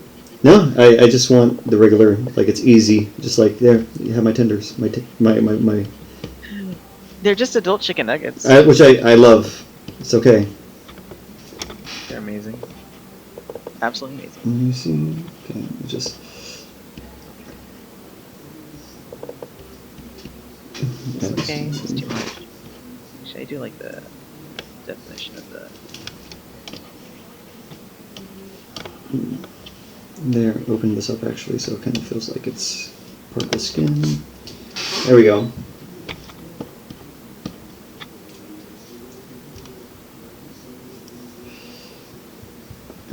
I'm just kind of adding a little more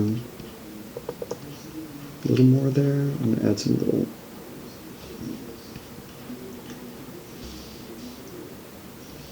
Like, I think maybe some like studs of like osteoderms. So it doesn't feel as kind of out of place, you know? Mm-hmm.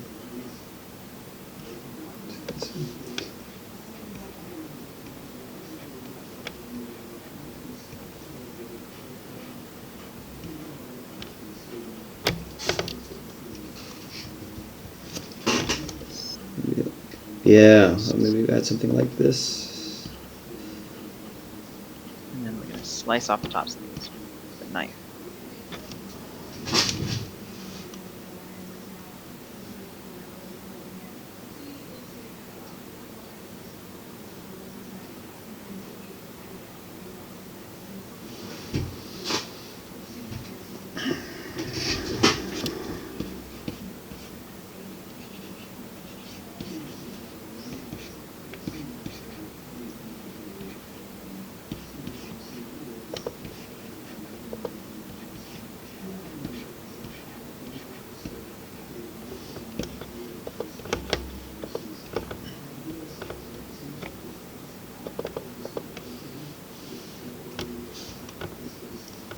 Man, this guy looks so angry. You need to be. I feel like chaos effect animals would be very I feel like they'd be very grumpy. I feel like. Go ahead. They're in pain. I feel like they'd be in pain. You know. Yeah, I feel like if they were music, they'd be like that, like super like heavy produced like punk like rap fusion where it's like really they're shrieking but they're like spitting bars at the same time. It's very specific, but yes, I get you. But like I'll show you one. But like it's just like rage. These guys, like I'm not gonna lie, these guys would be awesome if they. Oh, you know, it'd be kind of cool. We should ever like if we ever do like another like something that is like this, like the next series after this. Oh, you know, I got the idea of what we could do next. I'll tease it right here. Oh, what's your idea? After we are done with the Chaos Effect line of things, you want to do like the Primal Rage characters? Primal Rage, like the game? Yeah. Yeah, why not? That sounds fun. That'd be pretty rad. Come on, man. Diablo, Blizzard, you know, Talon. Ooh, yes, 100%. It'd be super cool. There's so many options. There's just so much creative ideas that we could do out there. It's too much fun. The possibilities are endless. Endless. Nice. Okay. It's like I don't want this to kind of. I don't know if you're about to do this, but like I'm putting like texture things. Drew agrees. Like yes, Diablo and Talon had some of the coolest designs ever. Ooh, definitely. Oh, you know what? Let's make it a little more challenging. You know. Okay. So we do the Primal Rage characters, right? Mm-hmm. But I posit an idea. You know, we don't have to specifically do that, but like give ourselves an options at least. You know, we could either like do a complete like redesign, or we could try to turn them into an accurate animal. like an accurate animal, or just Yeah. like something that was more anatomically looks just more realistic, I think that's a good like question. a reimagine? That's a good question because like So I feel like that's kind of the same, isn't it? is it like I think of it more like this, like an accurate, like what would that look like as an actually evolved animal, rather than just like you keep Okay. the vibe of the monster, like the creature. I guess it's like the idea of like what we're doing is just like doing what you just said, like making them look like better anatomy and like redesigning them. We're just having fun. Yeah, we're just having fun. This still would be fun. Like at least I think I would like to do that. Just like take talent and like try to make it like into a scientifically accurate like raptor-y kind of thing. That's one that has vertigo, right? Yeah, that's vertical. Big snake. Yeah, I want to take on. Yeah, I am down. I am down. That sounds fun. Yeah, this would be super fun.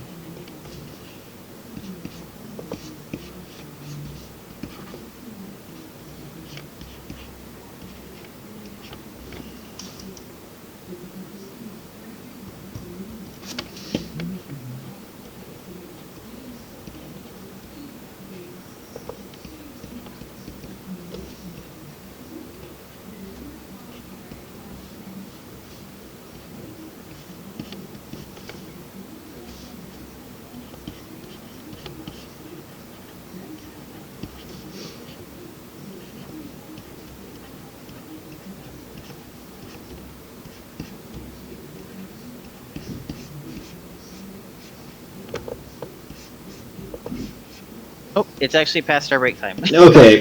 Okay, we can go ahead and take it now. We'll just be back at like 6:41-ish, 6:40. Let's go ahead and take a break to about 6:45. We'll just take a good long break. Okay, cool.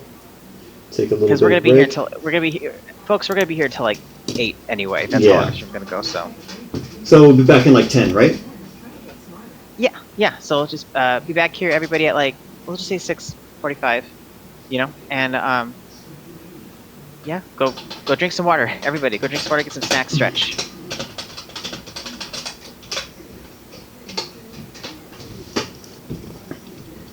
Okay. I shall return. Mhm.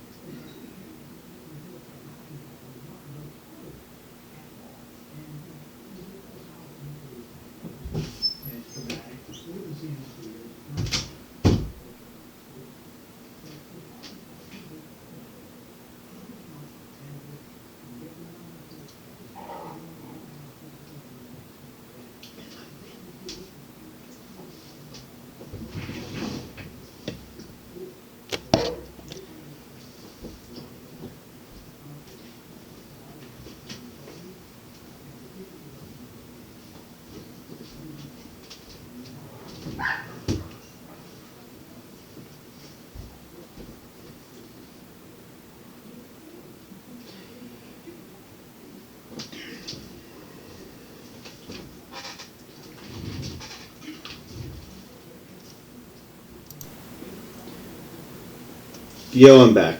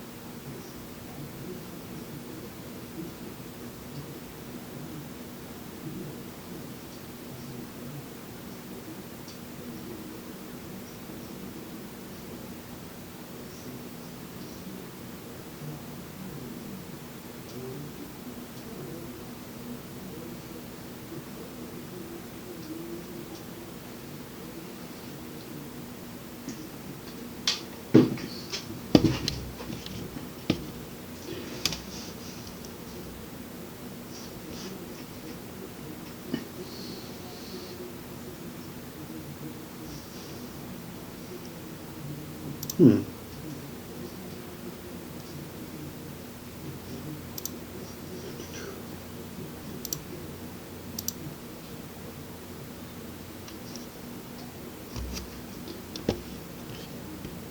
Hello, folks. I am back. Well, at least I am. Just going to wait for Justin. And we can get back to this.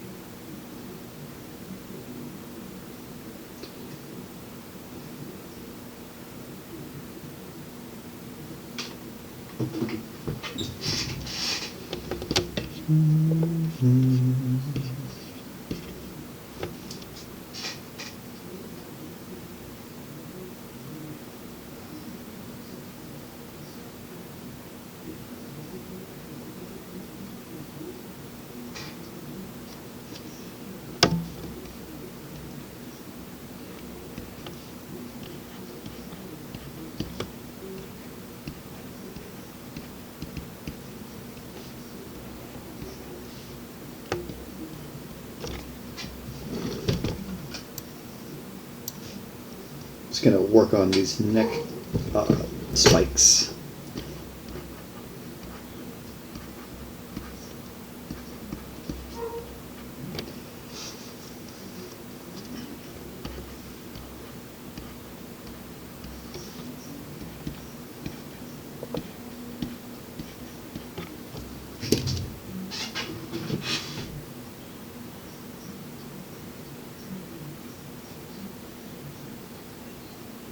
All right, I have returned. You have Sorry for returned. delay. My Brita had no water in it. I had to filter some more water to be able to make coffee. I feel that. The Brita Such a mood. is a big mood.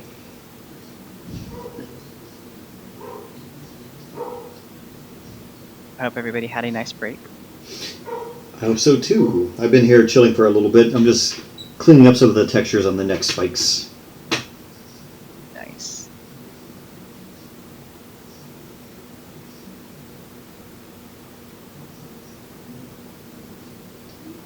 I wonder how W Rex's Amargospinus is coming out. I do. I wonder what I'm excited to see what they're going to look like on the Insta.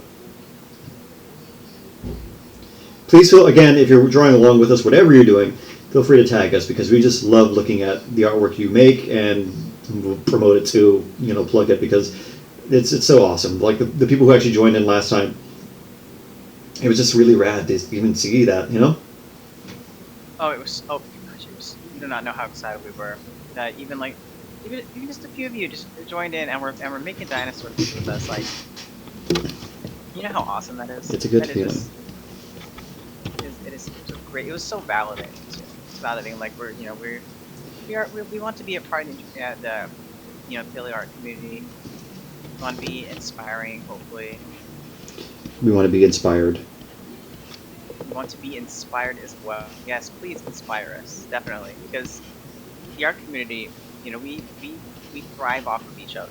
Yes, we need each We are other. inspired off of each other's work. Yeah, so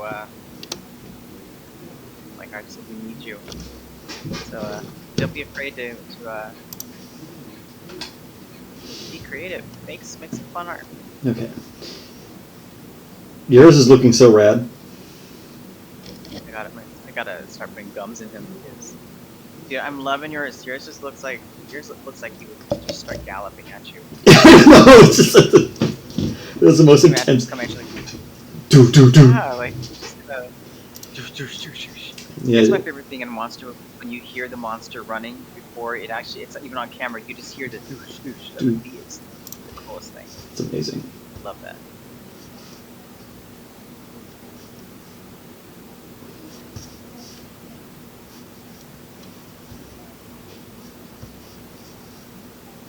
All right, I'm going to start adding in this this fine gent's pillar legs.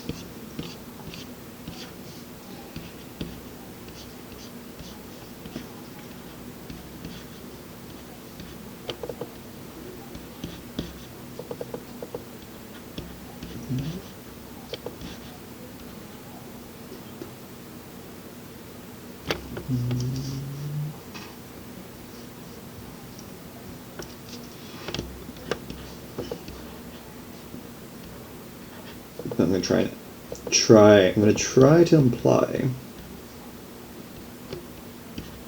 This is, the Spinosaurus foot is like kind of flat, This is like, I'd say this is like leaning like 85% sauropod, Yeah. Which is fine, but I do want to have some implications of like the Spinosaur kind of anatomy. Can you imagine if we were on a team to be able to design something like this, like Sharknado or Oh my God. The Sci-Fi Channel original movies? Okay, those are so okay. So that's another inspiration and style. Those is okay. So like back then, before they decided to do the really bad animation on everything, that a lot of sci-fi movies used to have like throughout like the 2010s and stuff like that. Yeah. Those Sci-Fi Channel original movies used to be really good back in the day. They used to do like they had to do practical effects to animatronics because they weren't big budget. They had to make do with what they had, and they really made some. They made some really fun looking props for some movies. They were cool. I get what you mean. You haven't lived until you see Dino Croc versus Super Gator.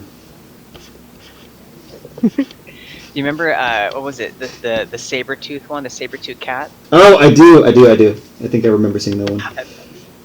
That one was cool. They had like they made like an animatronic.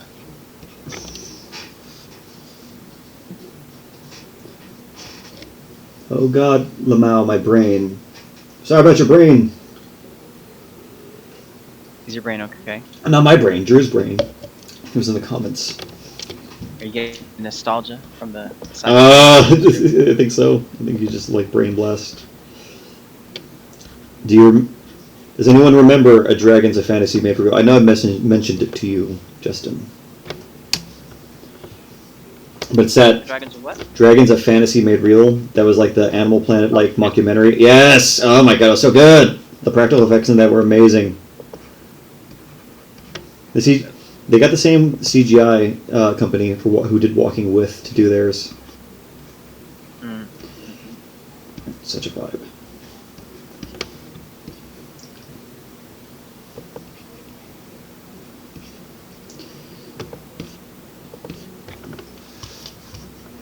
Love animatronics and special effects.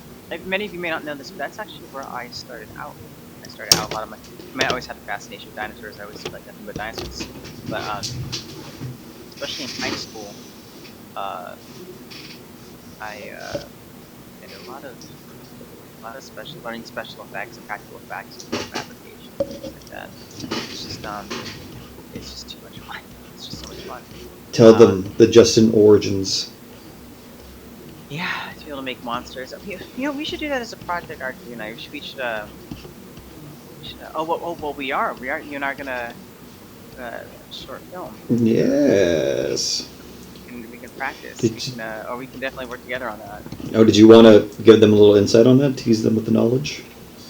Nah, it's more of a surprise. No surprise. It'll Okay. be fun to be able to start sculpting and stuff like that. The time is ready. You folks will know. Yes. It'll be a nice adventure.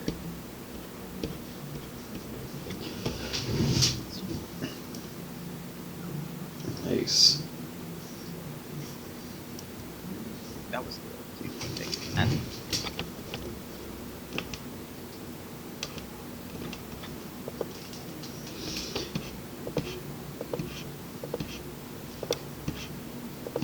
RJ, how do you usually take your coffee? Cream and sugar. What is like a lot of cream and a lot of sugar, or like? 'Cause I know there's a lot of people who like coffee with their creamer.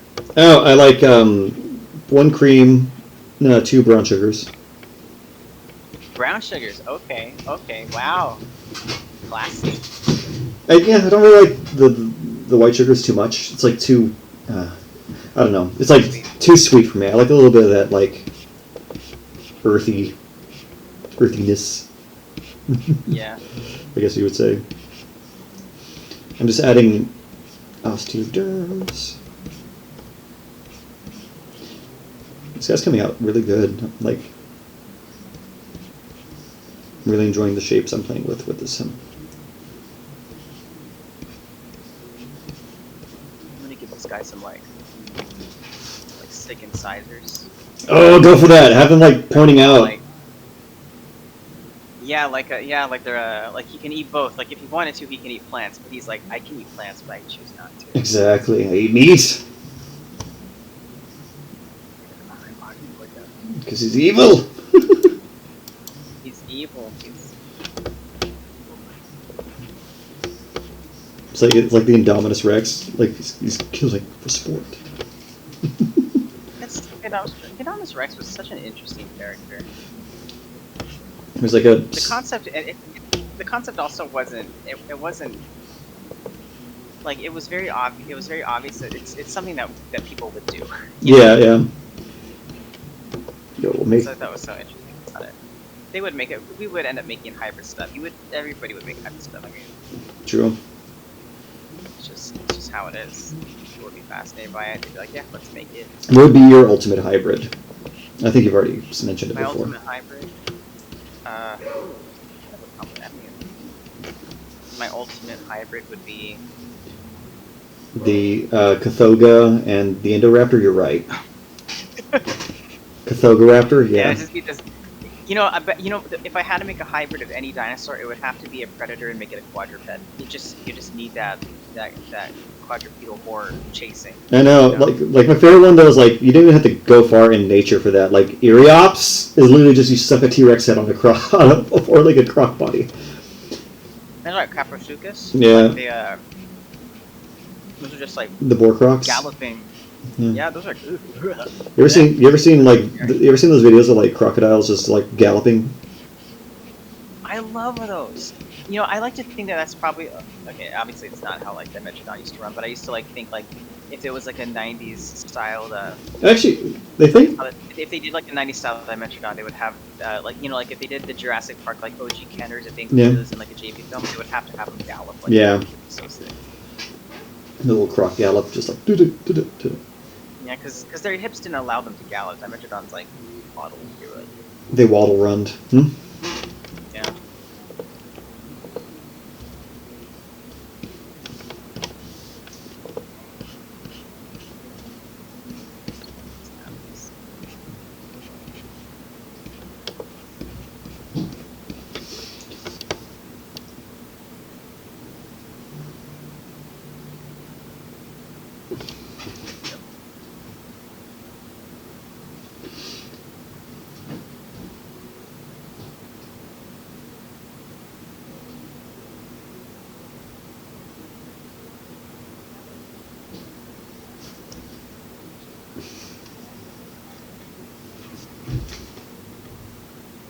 Once I have the teeth in, then I'll be able to feel like I know the direction.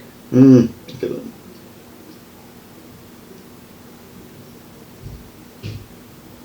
Yes, RJ. When it comes time to doing like retro revival chaos effect, Thank you. Thank you, sir. I'll try my best not to let you down. Can never, my guy. I've seen your creation. You see my creations. It's alive. It's alive. Do you know? Do you know the band Oingo Boingo? No. It's funny. They're it's oh my god, Danny Elfman's band from the '80s. He does. Oh, Danny. It's Danny. Really? Yeah. Oh, okay. There's a song called Weird Science, and he samples like that. It's alive. It's alive. Oh, that's iconic. It's like, from my heart and from my hand, why don't people understand my intention? Weird. And then, very 80s, like, synth sounds go. Danny Elfman is he's a whole interesting person. He's a character, as I would say. Nice. Nice, that's nice. He's off. Danny Elfman does a lot. Danny Elfman scores a lot of Beetlejuice. He did. Just Tim Burton films, doesn't he? Yeah, he does. He does a lot of Tim Burton films. Did you draw a You drew a sandworm. I remember that now. I actually absolutely love. I love Beetlejuice. I like the concept behind it. There's something so fun about it. It's really fun. Oh my god! Did you ever after we're done here? Did you want to show them the sandworm? What sandworm? The sandworm you drew. On my Instagram? Yeah. I don't have it anywhere with me. You guys want to see that? It's on my Instagram. Just scroll down. I drew a sandworm a while back. You know what?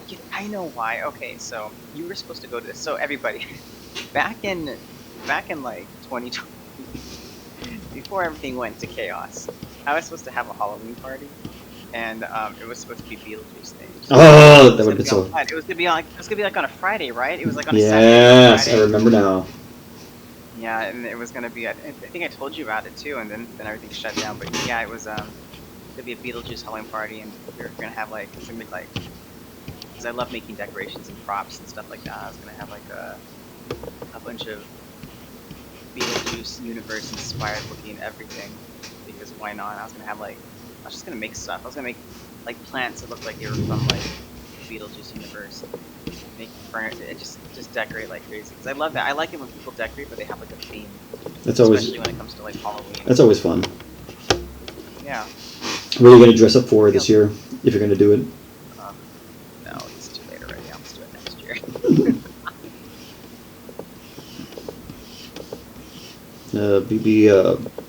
Be the Troodon from Jurassic Park.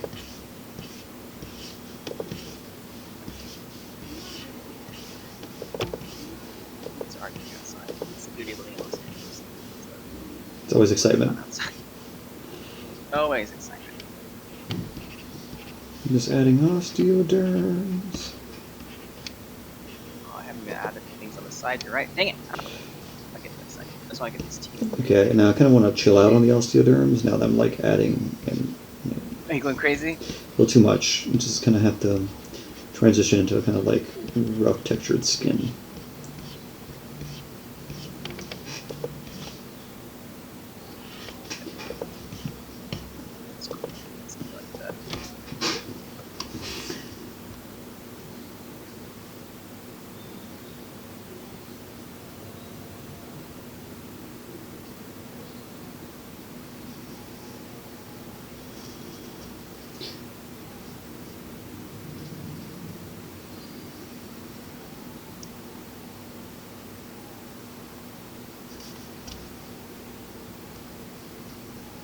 I always have a scraps folder of all my subtools that I'm not using.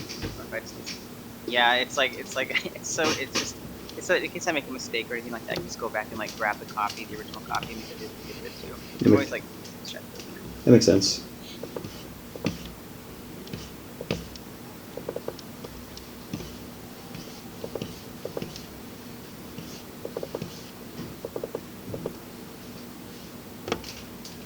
My ranking, is it real? I got that song by Danny Elfman stuck in my head.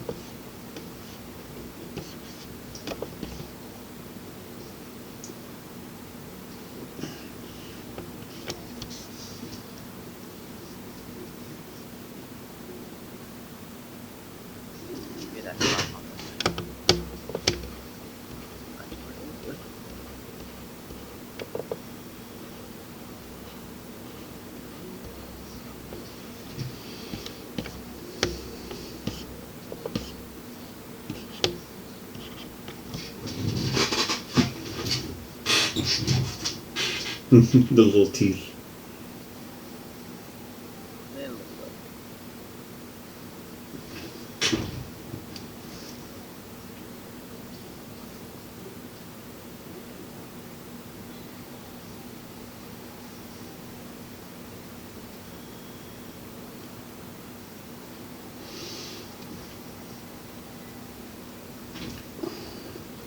almost there where I could start actually like putting some rough color on. I know we're closing in. Yeah. Well, you're much closer than I am. I still got to still wrinkles. It's okay. It's okay. But I'll throw in something else.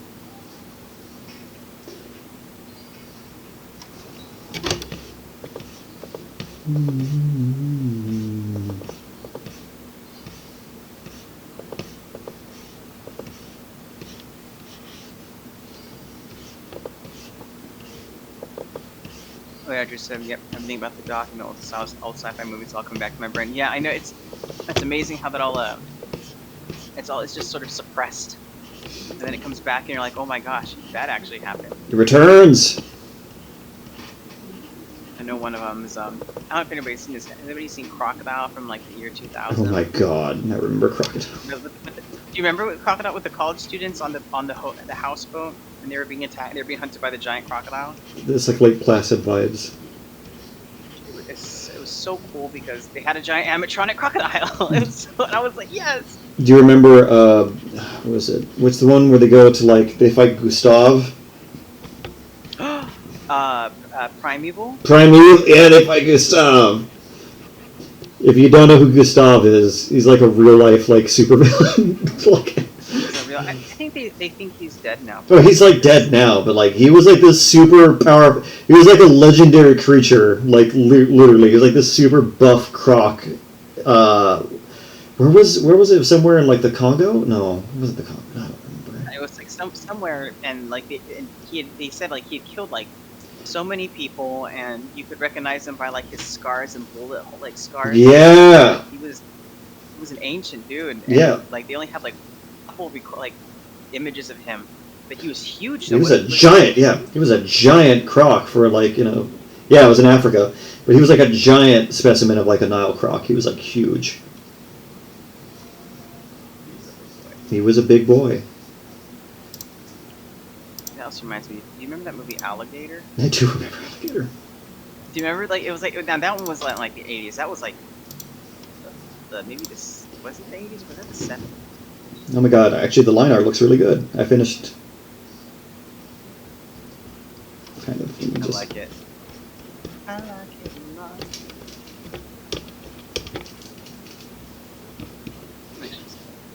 Okay, hold on, I spoke a little too soon. Let me just add some extra details.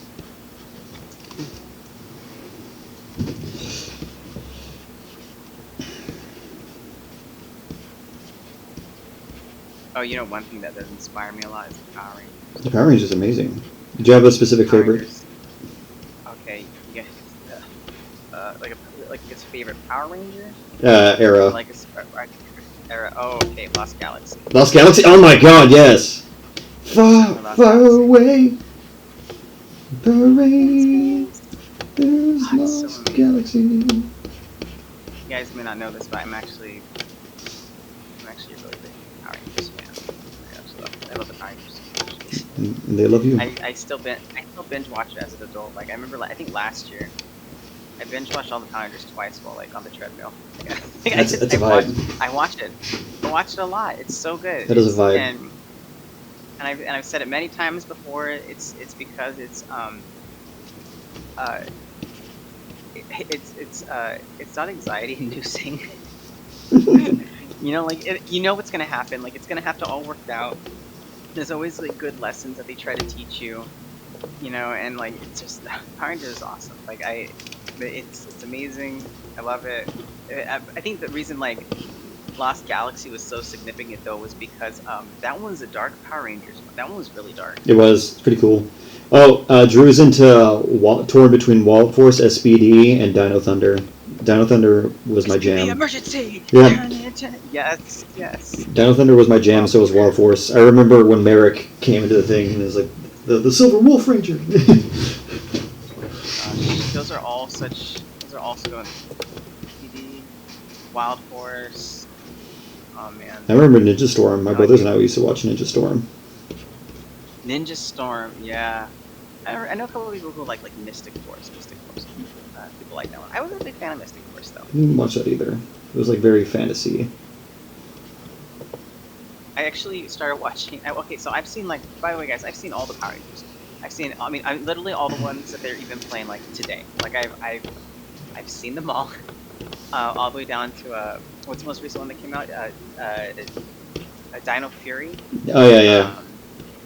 Yeah, and they have a couple dinosaur ones. They actually there was one that was Dino Charge, and I'm gonna be 100% honest with you. I actually liked that one. I was like, hey, Nice. good.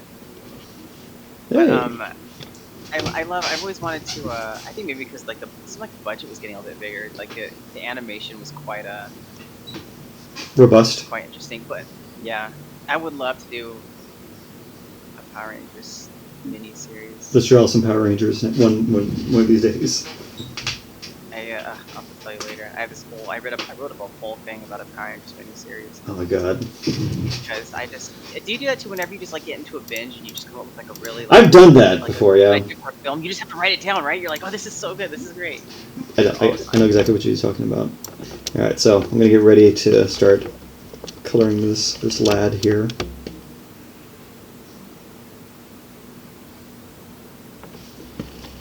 I'm just pulling straight color from like the action figure itself. Oh yeah. Nope. No, that's fine.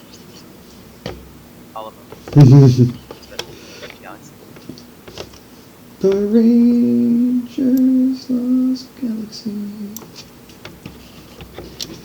Okay. I used to sing that when I would like drive to work. I would just like play it in my car. I play so much music. Like in my car. I feel that. Since we got time, I'm actually getting. What's the movie? Nice. Yeah, the one that came out on Netflix. That's a vibe. Since we got time, I'm actually gonna start doing like a proper like little thing.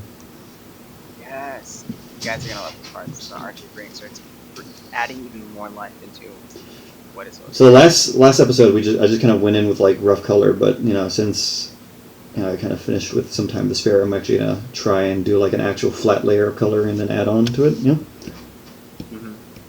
We shall see. If I abandon that, who cares? This will get colored. But this is what it. Yes, but a little more. It's like saves me so much time.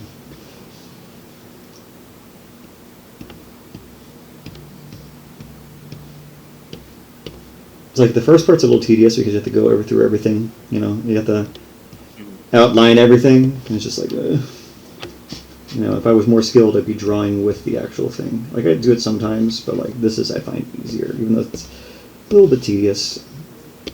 Just getting it to where it needs to be. Just follow the outline.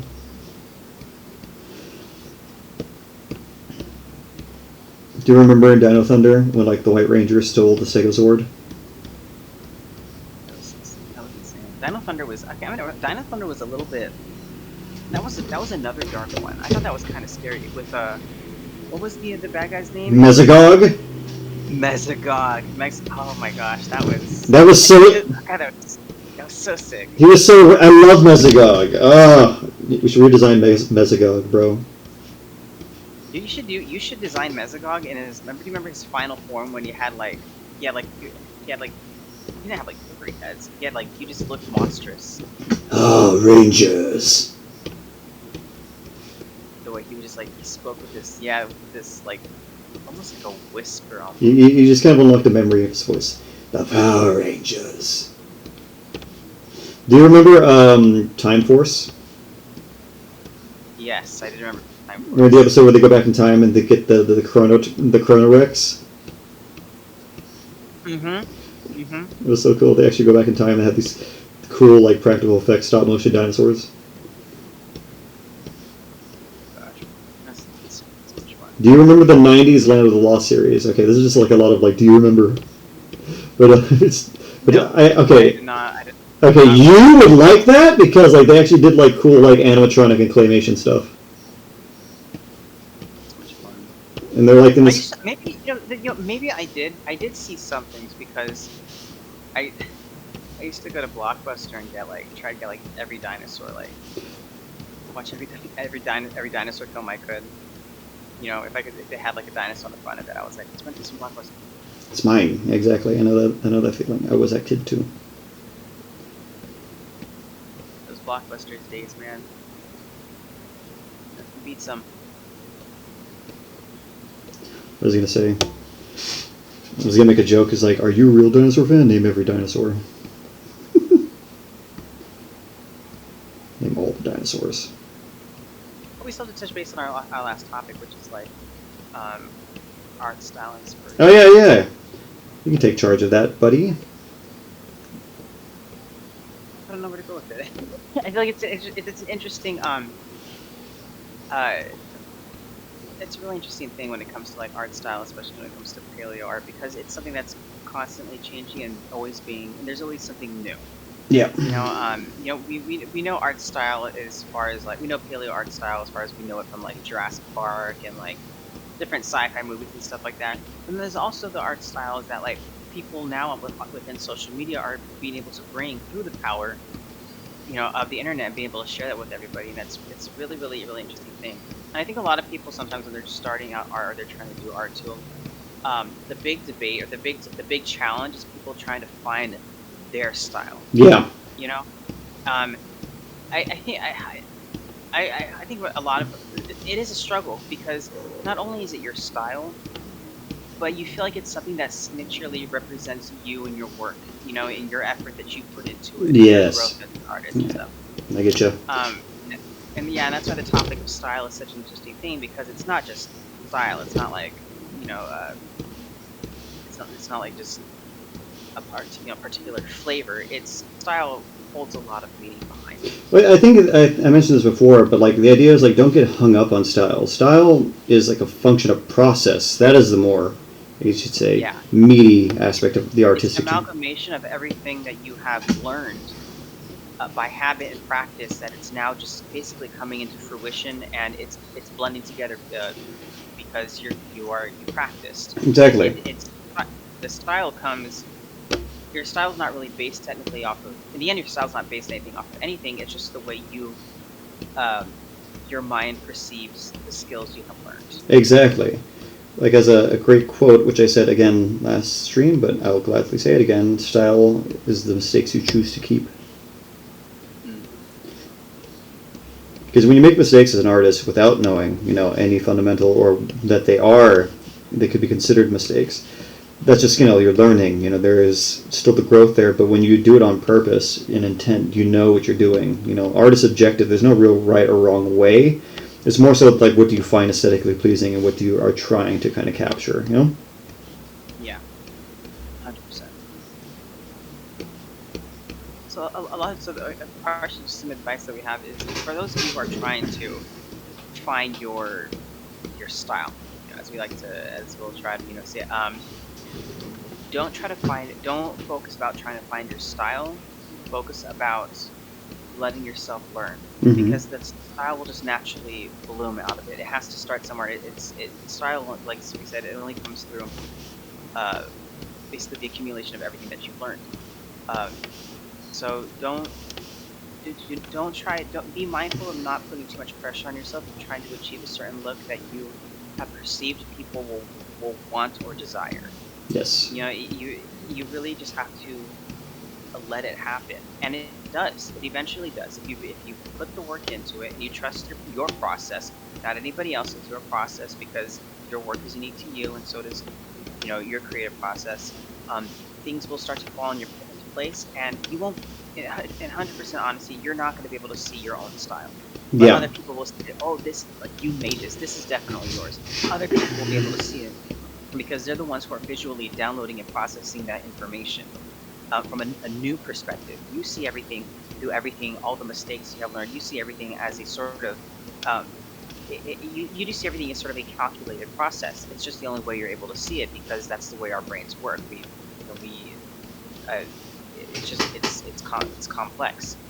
Yeah. When everybody else sees it, they're going to see it as first impression, first second. They don't know all the skills. They don't know all the mistakes that you made.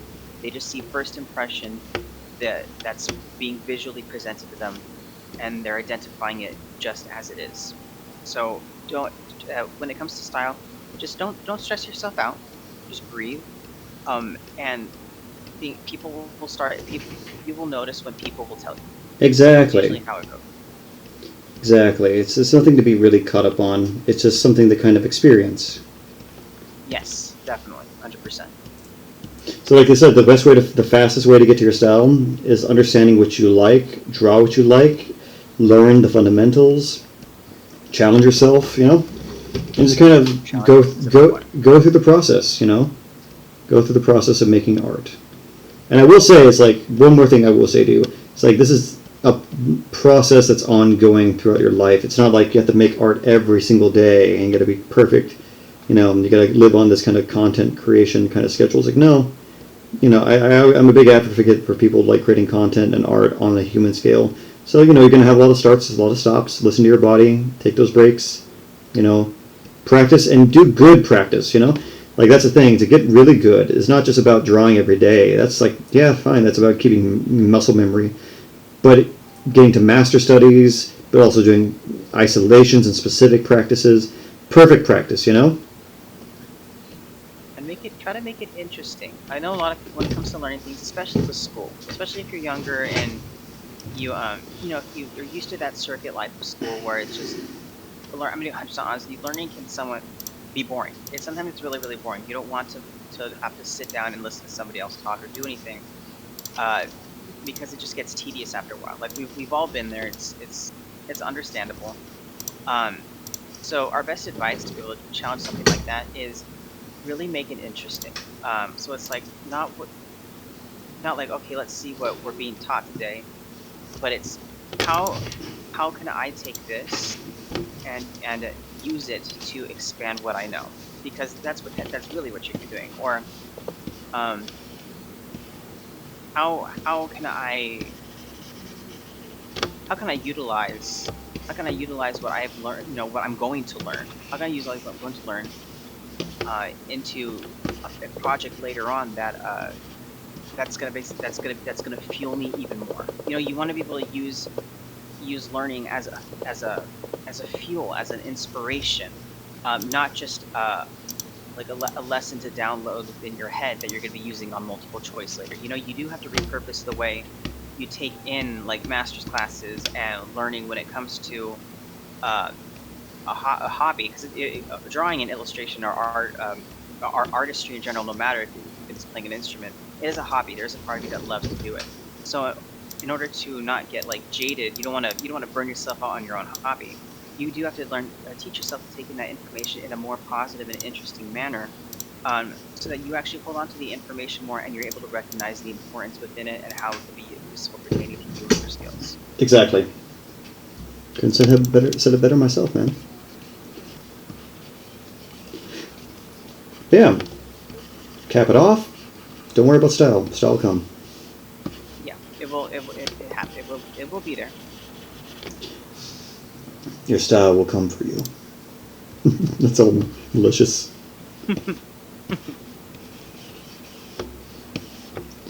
What kind of tongue did you give your Margaret? Did you really have a tongue? How much your tongue? See, I just cheated. I just blacked it out because like the light wouldn't be fluttering there as much. You mongrel! How dare you? Wow. You're trying to figure out this thing's tongue. It's okay. Okay, I think I can merge this now. Hey, I am a very nice. If I was a dog breed, I'd be a mutt. Gosh, if it was a dog breed, I would be a Chihuahua. Chihuahuas, Yeah. Chihuahuas are adorable, but they also they radiate the same energy of anxiety, which makes me remember my own anxiety. I'm like, no.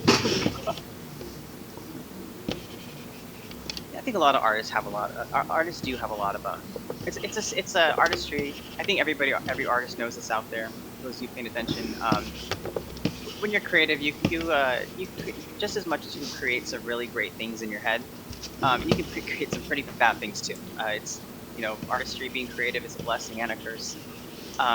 So it's important we do want to be able to touch base on those as our series goes on, because we do understand our superpowers and weaknesses as being artists, and we do want people, other artists, younger artists out there, especially those who are Just still starting. kind of newer to the world a bit. Yeah, we want you to be aware that like you're not alone. All your feelings, everything that you do feel is valid, and there are people that, like us out here, that we are here to listen, and we do understand, even if it's not the exact same. The exact same notion or feeling, we are able to grasp onto a concept, the idea, because artists, in order to be able to create, our brains are, we do have to be a little bit odd, just a little bit. We do have to be a little bit unique. Yes. Sometimes that has a little bit of hiccups in it.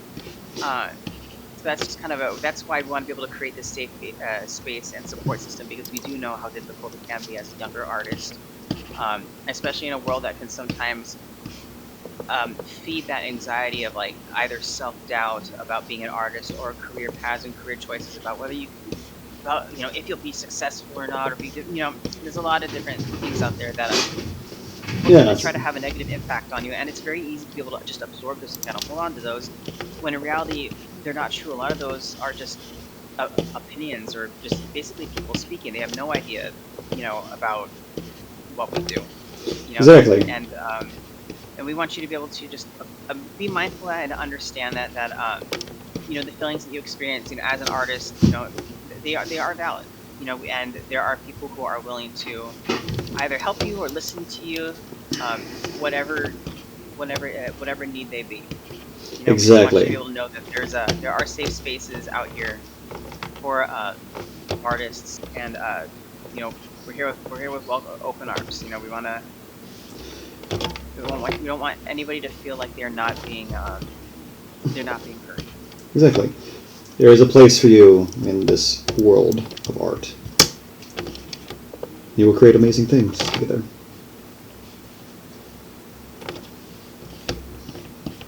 Fun fact: do you do the same thing? Mm-hmm. A little cool tip: if you're ever doing teeth, don't ever just go straight white. Go to like a nice yellow. Oh, I go like ivory. Really ivory. Yeah, well, I really like an ivory kind of like. I go for like a yellow and go into ivory. Mm-hmm. Yeah, because they're not pearly whites. Nope. That's not natural. No, teeth are not yellow. Not white. They're it's enamel.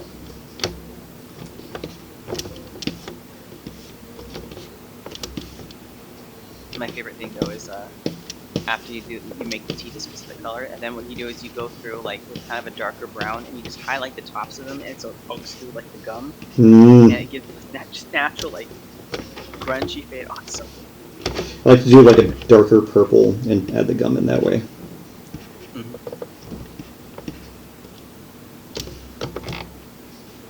Now we're gonna start business here.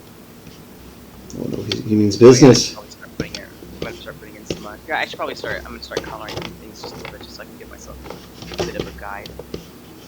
Definitely spikes. Nice. God, he looks amazing. Yours looks amazing. Yours does too, my guy. Dude, it's just so much fun. We didn't even talk about what we're gonna do next week. Which animal are we gonna do next week? Oh, that's a good. How about you choose? Yeah, I chose this one, I think. I don't know. I don't know the options right now. There's so many. Whatever options we do choose, the Ultimasaurus does have to black. How about this? We'll leave it to the audience. For those of you listening, which one do you want us to do next? Yeah, there's only it's 2 of you, so you guys get to pick what we get to what we're gonna do next. It can't be the Ultimasaurus because that's gotta be like the season. That's the season finale. True. But any other of the Chaos Effect ones, I'll even drop a link actually into the chat of the toys.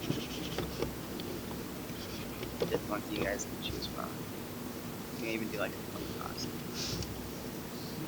Dinocanus. Was that the Deinonychus and like Parasaurolophus one, or were... Dino.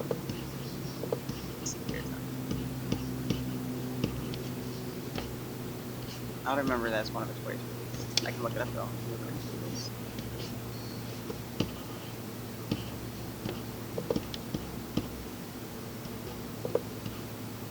Oh, I know exactly what they're talking about. Which one is it? That one was not. That one was never even released. That they had like prototypes of it. Let me put it in. Oh, I'm down for that. We could do it like. I know exactly what. That's actually okay. And that's kind of cool because we're kind of working with like a little bit of limited, so we can expand upon it more. But the toys themselves, I mean, there's only like one image, and then there's that one piece of concept art. But for you and I, that's all we need. This is true. Are you putting me in the Discord chat? Yeah, I'm gonna go ahead and put the images in our. I'll put it in the chat between you and me. Okay, go. We So can do that then. You can just keep them.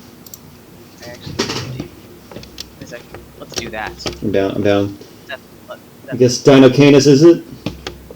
Dino Canis is it, my guy. Let's go for it.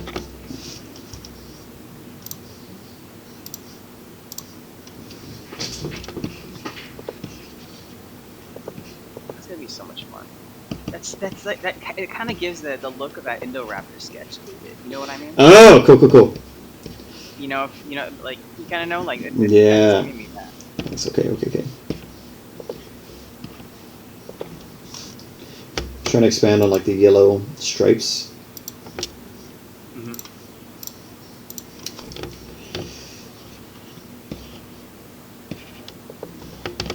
You know what? Yeah.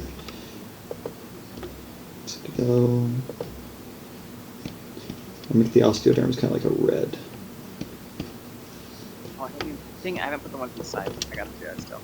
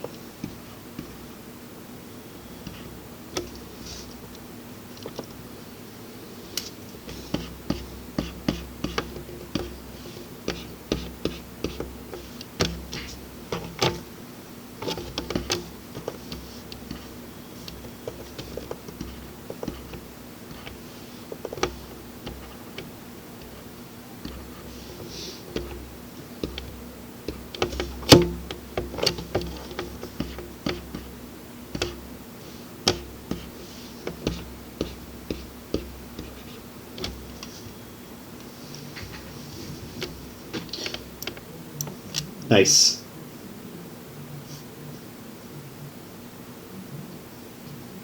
Justin. Mm-hmm. Yours is looking really good, man. So almost... Wait, let me search. Oh. Right, I like it. Just kind of going for those stripes, you know? Like our own version. Yes. It's like our own version of that 30 Days of like Dinosaurs, almost like the October thing. Even though we're not doing like crazy all of that, but it's still fun. Dinotober? Yeah, there's like I forgot what they use that into. It's like something. What is it usually like? It's like the JurassiCtober or something like that. Something fun like that. Mm-hmm. Gotcha. There we go. Watch this. Like this. And use control. Like go control and just like that.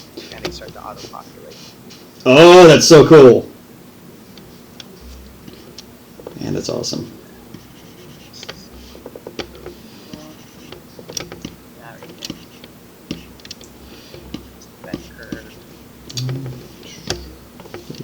I love auto-populate.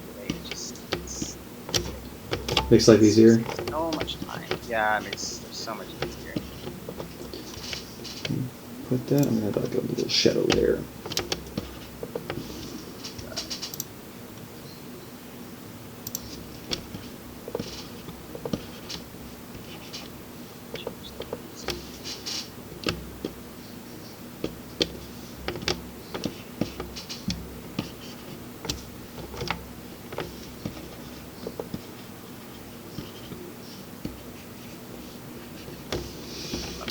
downward like we discussed.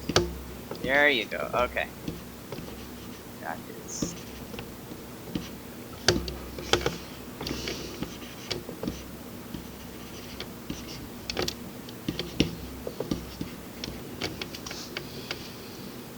Nice. God, it looks so evil. You always look so evil. Point. We got it to look evil. Evil. Evil, Mr. Powers. Yeah. So I'm gonna. I'm adding like one of my favorite things that I've seen as like a paleo meme is the kind of idea that like just as a thought, like there's no evidence to really back this up, but like it's kind of based on like animals, you know. It's like when you have like a weapon, you tend to brightly color it to like let other animals know, it's like, hey, don't come near me, you know. Yeah, I'm toxic. Or like, you know, this is not good for you, you know. Yes. And birds have really impressive threat displays, so I see a lot of like paleo memes where they make a sauropod's tail like bright red or orange. Huh? Oh, okay. So it's like, this get near this, slap. I slap you. I like that. That's a really good idea, though. It's kind of like it's a good healthy dose of like speculation within reason, you know.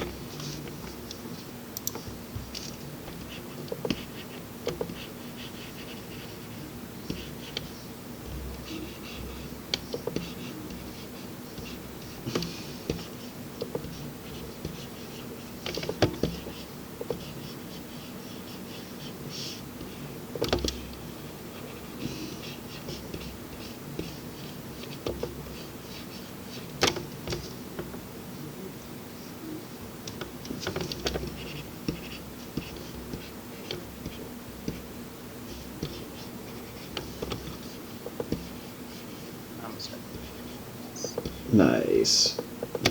Stuff. Now it's pretty much ready for funds.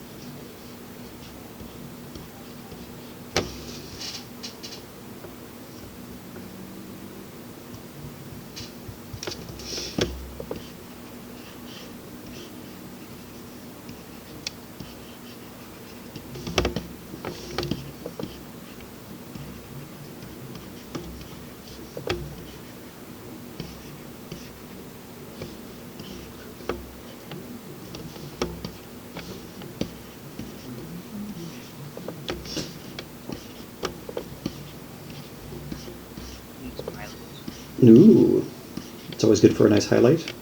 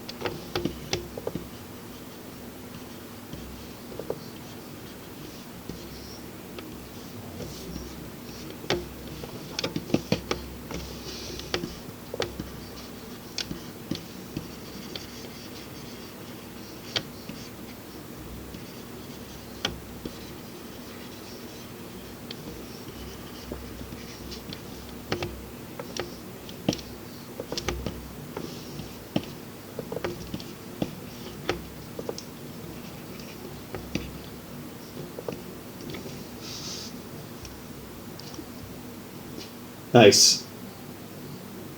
I didn't have that. I like what you're doing with the teeth. Thank you. He's om nom nom. No, it looks so good though. I like that. I like how you went with like keeping the kind of general head shape though, very like Apatosaurine or like Amargospinus. Yeah, I just thought it'd be really do something a little bit interesting. I love it though. Like it feels like the toy, but again, it just feels Like that's what I like about yours though, because yours takes it to like the next step. You know, like it really emphasizes what is Amargospinus. You know, like you're like it's hybrid. We're gonna show it. yeah.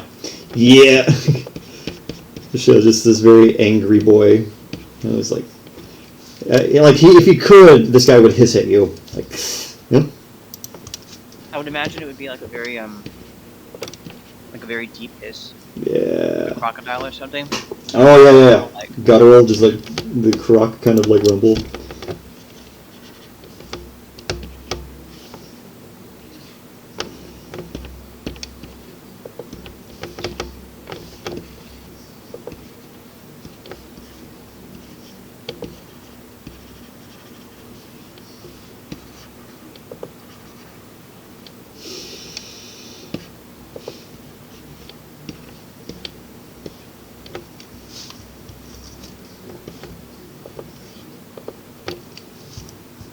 Get the there.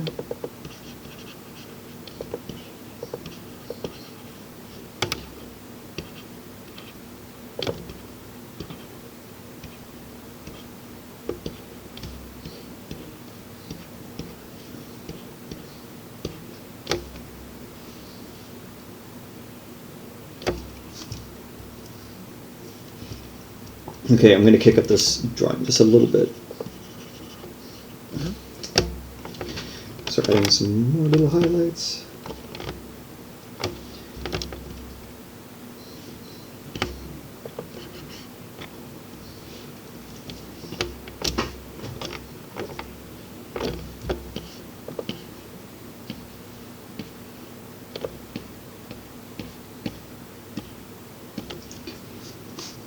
And I always like to do something to kind of harmonize the colors a little more, you know? the what? I like to harmonize the colors a little more. So, yes. for those of you watching, I'm going to be adding just a little bit, just adding a general filter to kind of go over the image itself and then overlay that to kind of get things to feel very homogeneous, like the color, to unify the color palette. Even though I did a lot of work to kind of make sure my color palette was like in the same kind of vein of things, I still want to make sure that they exist in the kind of same space, you know? Just kind of exemplify it a little more.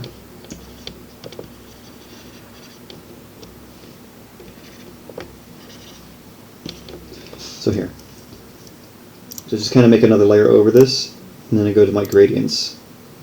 And you see me do this before. So I'm just going to find a gradient when this loads. And this is primarily like kind of red. So I'm going to go with more of like an orangey gold.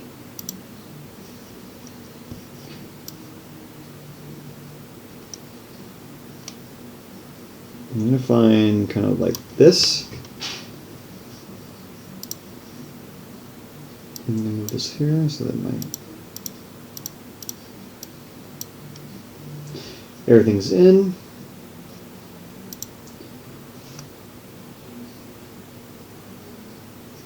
Ooh, that's kind of cool. Check this out. I made a shiny one. Ooh. Oh, wow. Oh, yes. Oh, this is the best part.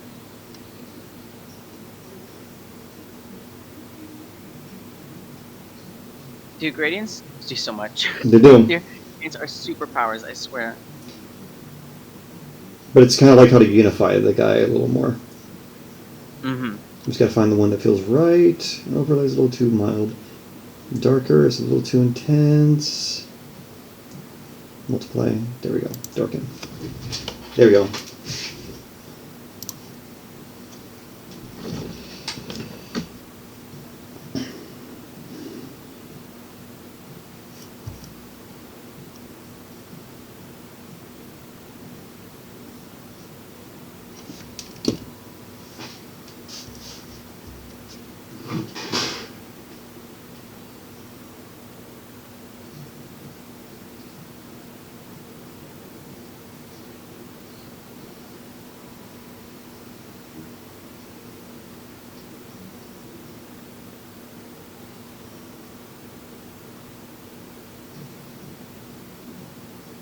I see now. Yeah, I see what you're talking about. Dinocanus, the dog raptor. That's cool. I like it. I'm down for that. That sounds fun. Especially if we can incorporate like some like canine type looks into it. Yes. Now, if I wanted to take this further, I could even do this. I'm going to go back to the line art.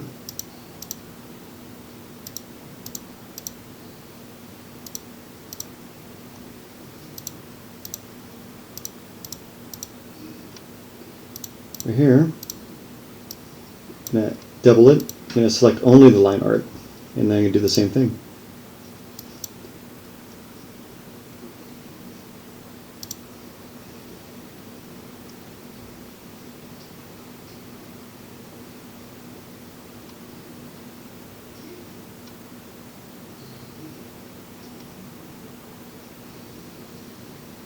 I'm going to add lighten. I'm going to add this down, knock this down to like 50. Actually, keep knocking it down. Probably like 25. Okay. Now I colored the line art. Oh, you did? Mm-hmm. Let's see. All right. Oh yeah, definitely. I can see the difference. That should be normalized. Normalized coloring the line art. Exactly. That's a huge thing. It doesn't have to be black and white. You don't have to lower the opacity. You can color your line art. Exactly, and it's so fun. So fun to do. And then you can always just kind of add more to it. Like you can always just, want to have a little more yellow. Just, there we go. You want to erase it down. You don't have to. It's okay.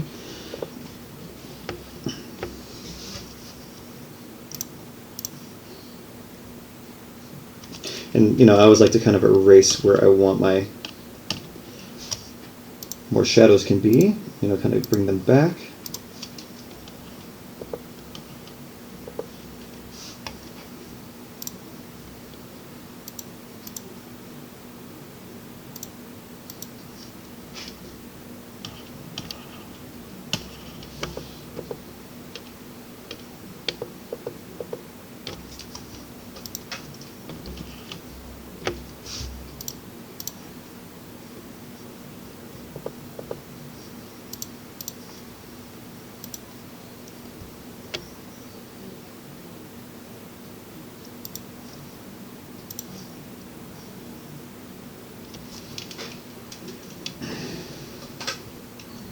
I think that's looking good. Now for the next part, I'm going to add some poses. Pattern, okay, cool.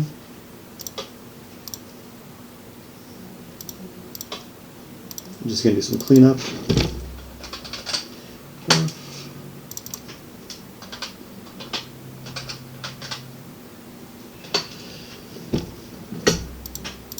So I was going to ask, though, going back to some of the earlier topics, what would you say is kind of something that we're talking about what we appreciate in paleo art, but more so like talking about us specifically, and then so we can relate this to the audience. What are things in your own artwork you want to improve on or kind of mess around with or start experimenting on as regards to your creature designs and everything?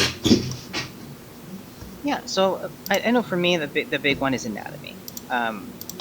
As does a lot of people. I would really like to, I do want to improve like on understanding muscle, and the only way to do that is to obviously, I got to take art classes. I got to be able to, take the initiative to be able to take classes on muscle anatomy and things like that. I want to be able to like understand how different muscle flows, how it interacts with different tissues.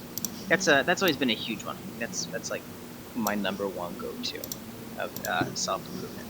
Gotcha. What about you? For me, anatomy definitely is a big one. For me, it's also poses, dynamic poses. I want to draw my characters interacting with not only that, but also interacting with environments. And environments themselves, for anything from cityscapes to forests, I want to be able to be more confident doing those, But also, like I said, having my characters interact with their environment was also really important to me as well. That's what then it's no longer like two separate combos just copied and pasted together. Exactly. Now you're creating a real element. Exactly.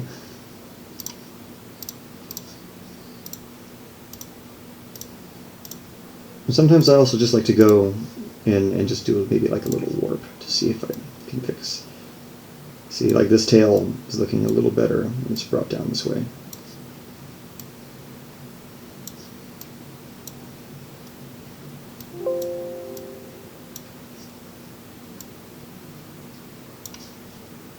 There you go.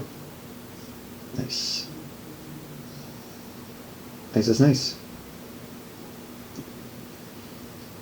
Okay, I'm going to start doing some cool poses. I'm going to start calling this guy in a sec, because I think he's about ready for it.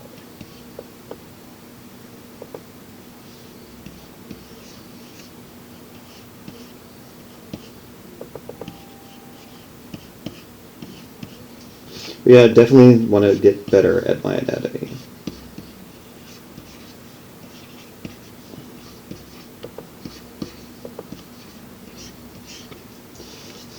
Yeah, because the last thing you want to do is accidentally include muscle that doesn't, like, exist. Exactly, or like doesn't make sense for the character, you know? Yeah.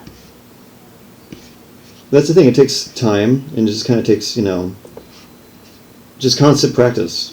Like, as I said, good, perfect practice, which is kind of more like intuitive practice, rather than just kind of doing it for the sake of doing it, you know? Yeah. Like targeting specific things.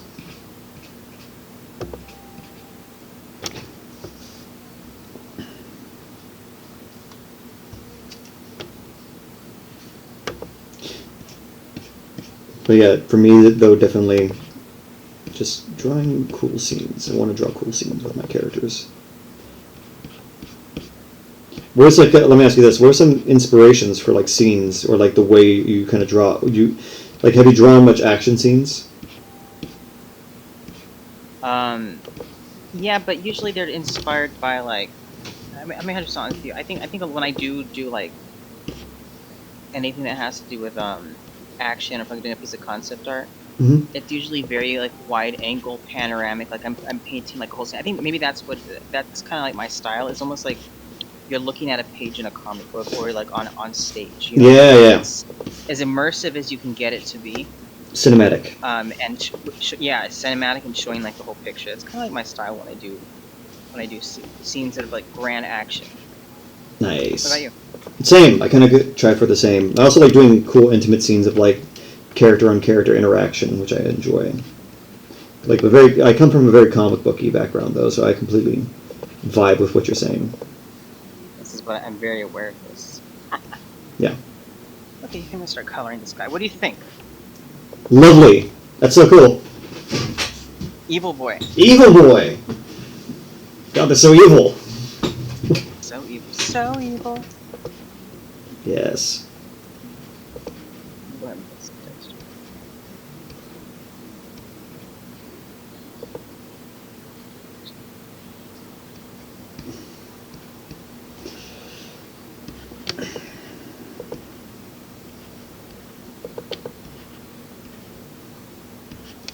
Just doing some cool little poses.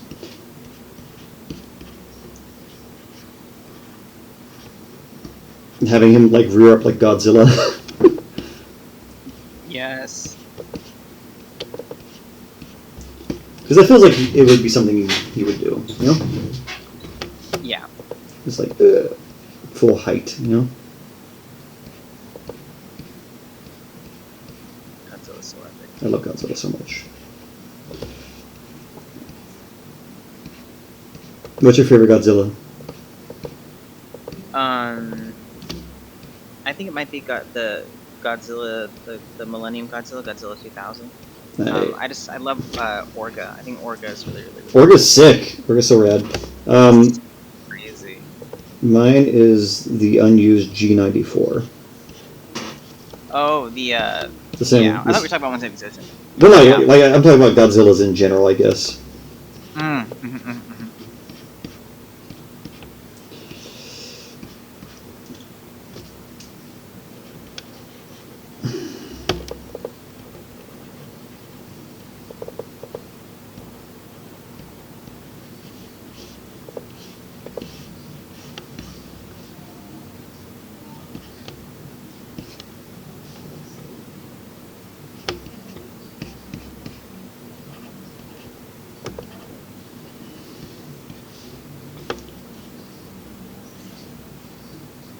Okay, I literally have to.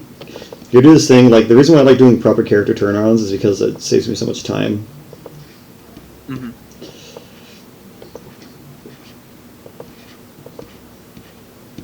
Because I'm trying to, like, draw these guys' spikes, and it's like, oh, I did, like, 6 of them. I gotta remember I did 6 of them, you know? Yeah. So funny.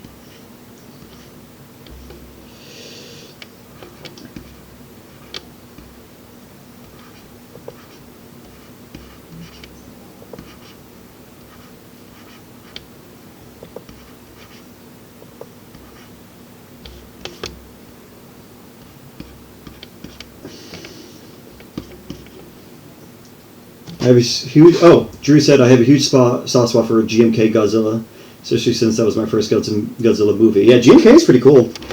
One of the GMK, he got them thighs. He does got those thighs. He also has those glowing eyes. Yes.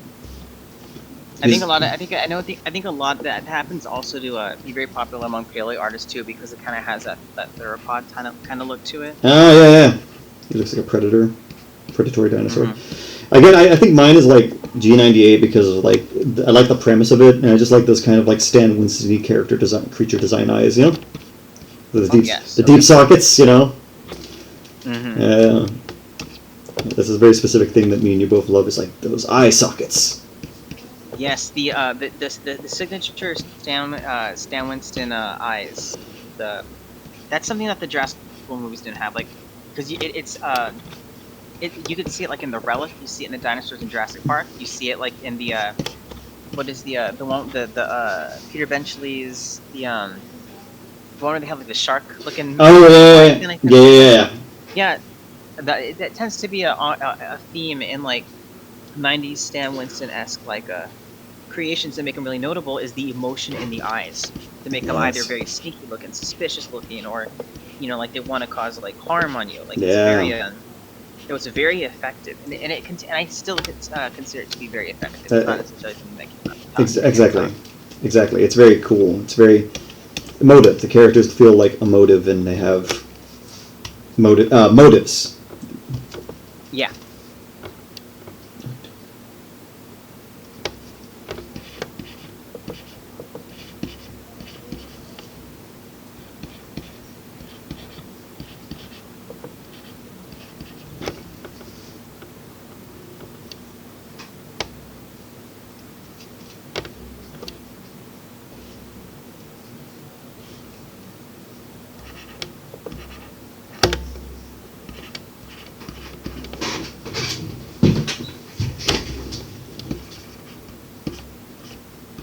Nice. Okay, cool. Creature, I think.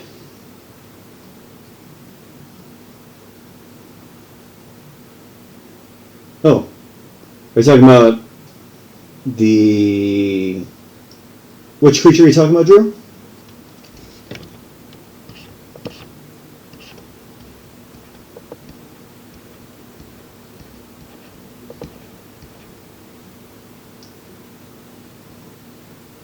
Oh, I think that's what it was called. Peter Benchley's Creature. I think that's. Peter Benchley's Creature. Oh, okay. Gotcha. Yeah, I think you're right. I think that's what it was. I think that's what he's talking Creature. about. Oh, okay. Creature. Creature. Okay. Is that what you're talking about, Drew? Is that what he meant? Yeah. He's talking about exactly. He's talking about Peter Benchley's Creature. Yes, that's what it was called. It was Peter Benchley's Creature. Fantastic.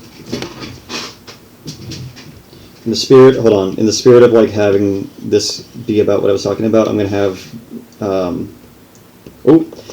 like a fool. I did this sketch on the same layer. Oh. It's okay. I know how to fix this. I've done this before.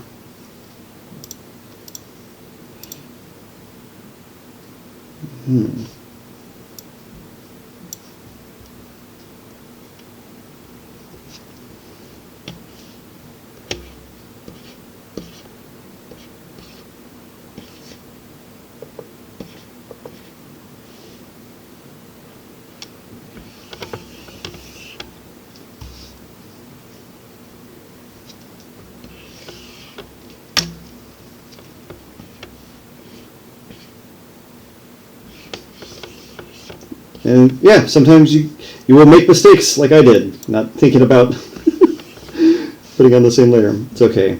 We all make mistakes. Just cut this fellow out, paste him on his own layer. There you go. And then I just go into mild repairs. And this is why you should always, just kind of as a basic rule of thumb, put your layers, your save layers on different, merge them and make them different layers, Because you always have a backup just in case anything happens. So no real harm done. Backups. Exactly, no real harm done there. And this is pretty easy to fix. All I gotta really do is just go back in with the tail.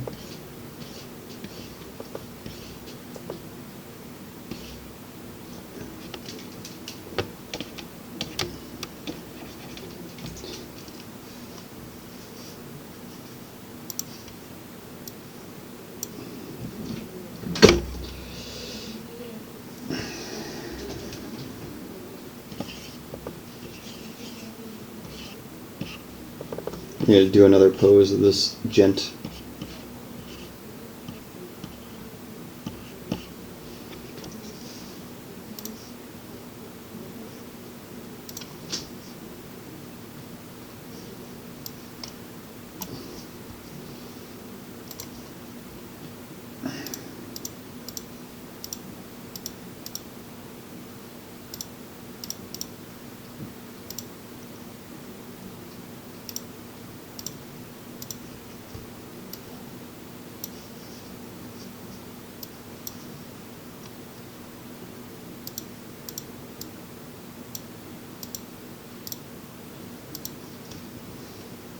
Oh, yours is looking really nice. So making this angry. Angry! So angry! So angry. Just like so cool. But no, I think another great creature film, though, we were both talking, we both have a huge love of Peter Jackson's King Kong. Oh my gosh. That movie is a cinematic masterpiece. It is. Anybody says. It is amazing. It's beautiful. The world building that they did in that movie, everything that they've done in that movie is just Lovely. It's amazing. It's such a great film. It really is. I hope people really understand like how beautiful that film is. Like, oh, it's so good. Not that guy.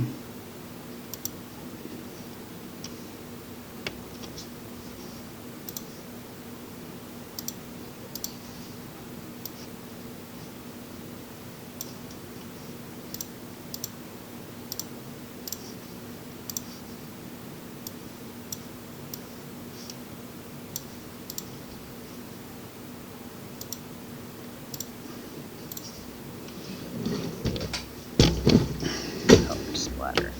Color spray. Just do it.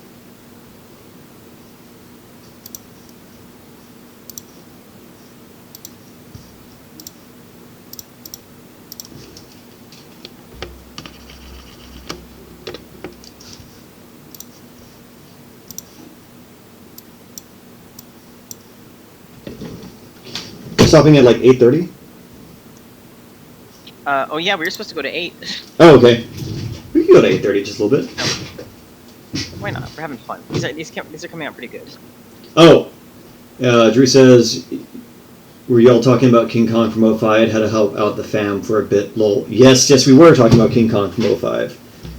We love that film. It is a fantastic movie. We stand that It's film. absolutely fantastic. We stand that film. Yes, we do.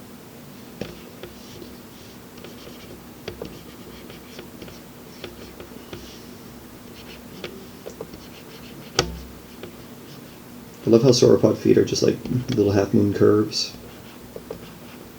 I know. It's so funny.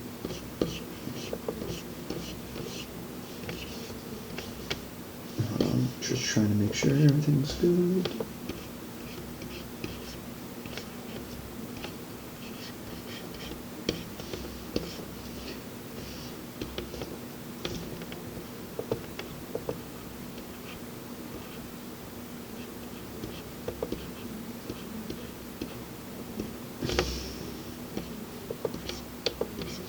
But yeah, another thing is always challenge yourself and always, man. Oh, sorry, Drew. That movie's amazing. Like, there's so much. Yeah, exactly. There's so much love in that movie. Oh my god, I really want to get myself that World of Kong book. You know.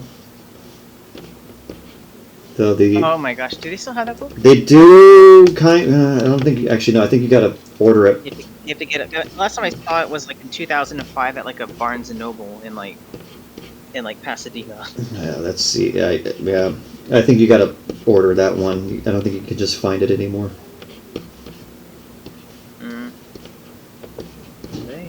No. I wish they would reprint that book because it was so cool. But I was gonna say, one thing that we should always kind of try to do is, whatever you feel like you're getting too comfortable with, challenge yourself to draw something out of your comfort zone. Yeah. Always try, because that's the only way you're really gonna get better at doing, more complex things, the things that you really want to do.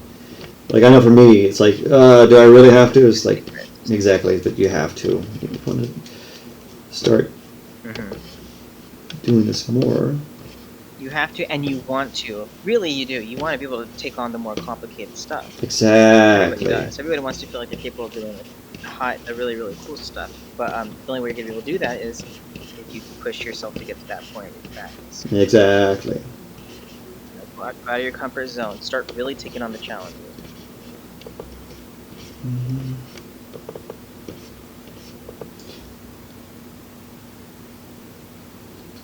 Oh, Drew said the ending gets me. No attention to you tell me. It's okay. Yeah, King Kong. Yeah, the ending gets me every time. It's so heartbreaking. Yeah. Yes, it is. It's super sad.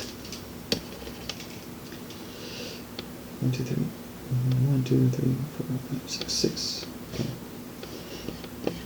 I have to constantly count myself doing like these little things.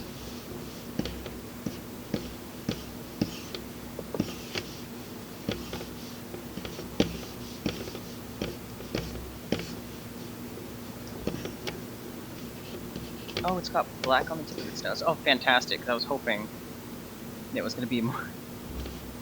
Okay, cool. I was kind of excited. I didn't realize it was black on the tip of its nose. I'm actually really excited about that. Nice. I was like, why does his nose look so vacant? Like, there's nothing here. Yeah. Like, there's actually, there could be black on here. And I'm like, yes!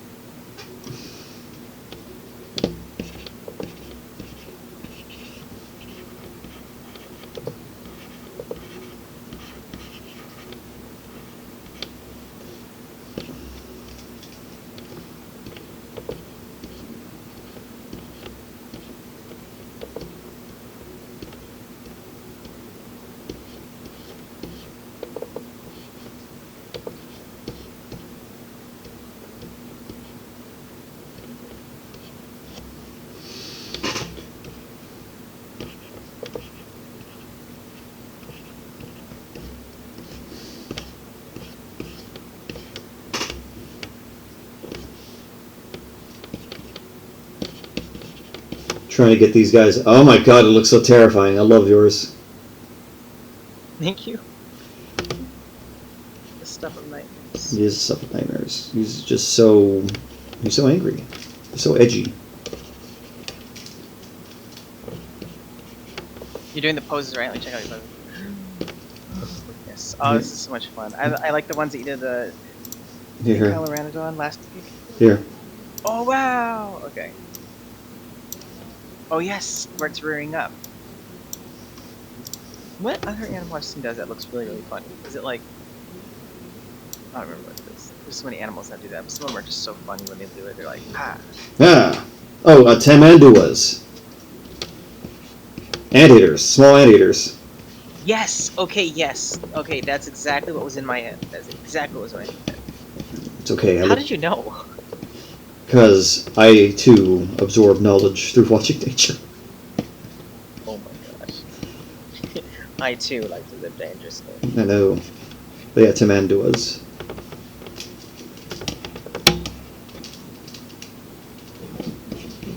Just like, you're trying to get the belly in.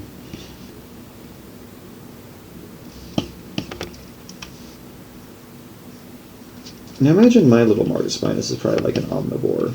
You know?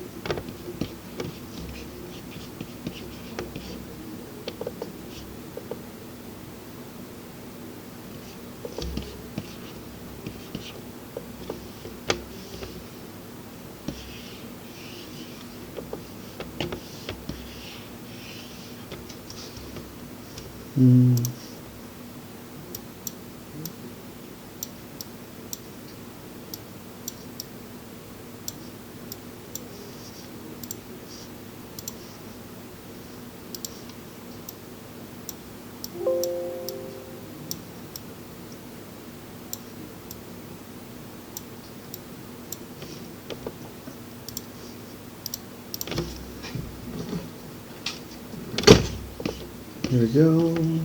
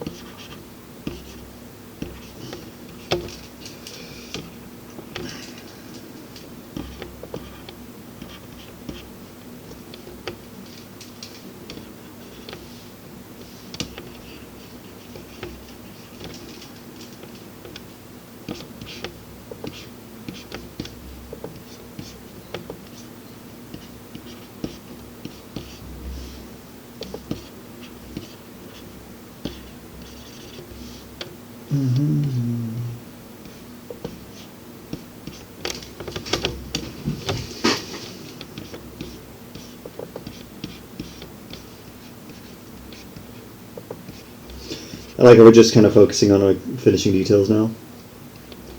Oh, yours is looking nice. I'm just Let me see it again. Like, can you zoom out so I could like see the whole picture? Oh, so rad. Like a monster. This is just a really good like color pattern.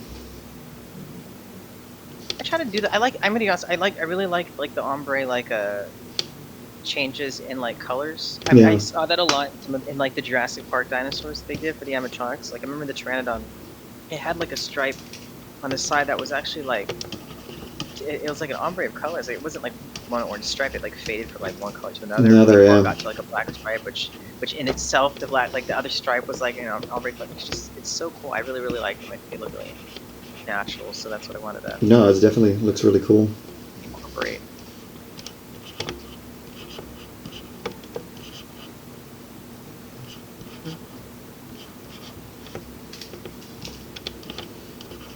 But dude, it's the front profile that's really terrifying. Yeah, that's super cool. Like, there's a demon. It looks so cool.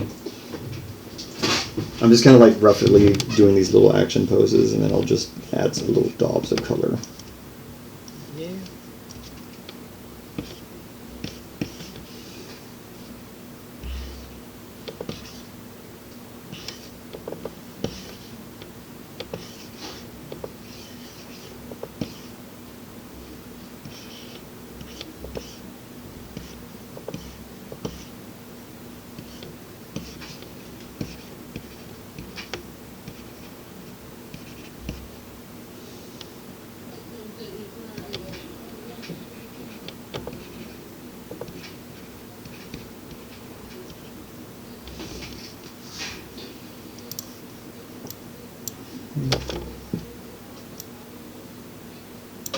There we go. He was a little squished.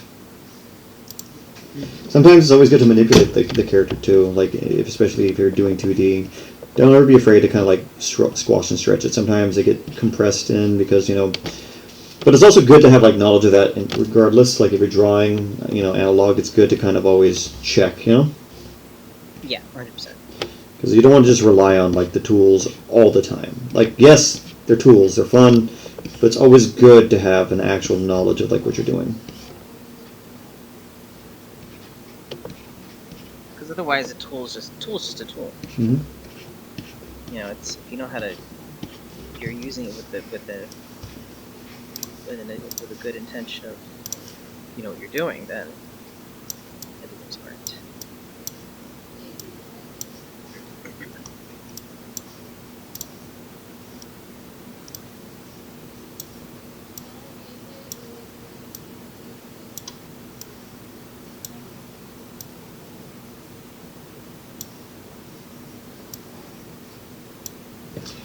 Don't worry about consistency when it comes to the character. Like, if you were actually going to take this, like, you know, unless you're doing 3D, which, you know, it's consistent all the time because you sculpted the thing. But if you're doing 2D and you want to start doing, like, character sheets, don't worry. Like, this is fun because it's, like, a good ideation process. If I was going to take this further, I'd actually, like, simplify this design. Like, you know, get rid of what I don't need and whatnot. And then I'd actually start breaking it down to shape language. And then I would make, like, a proper character turnaround sheet. Like, when you're making character turnaround sheets, or for anything, really, people often, when you're starting out, you kind of think that's what you got to do first, you know? Mm-hmm.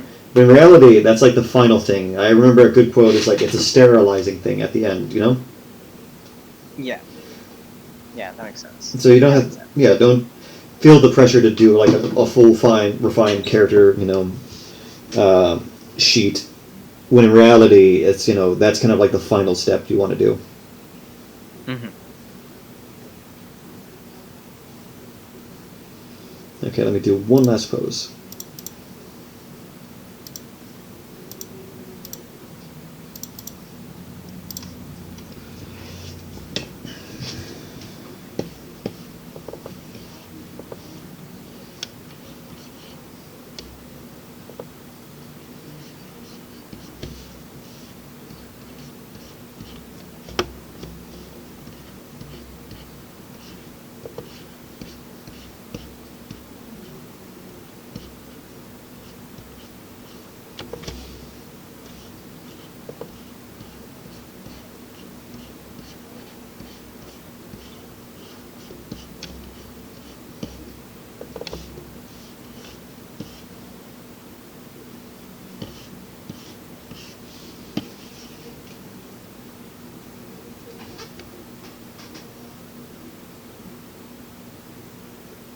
Ooh, that's nice.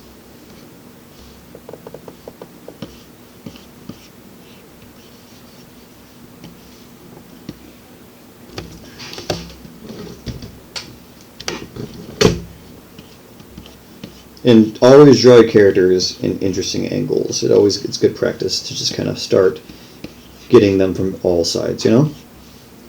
Yeah, you're definitely, it helps you, it builds the world on the character. Exactly.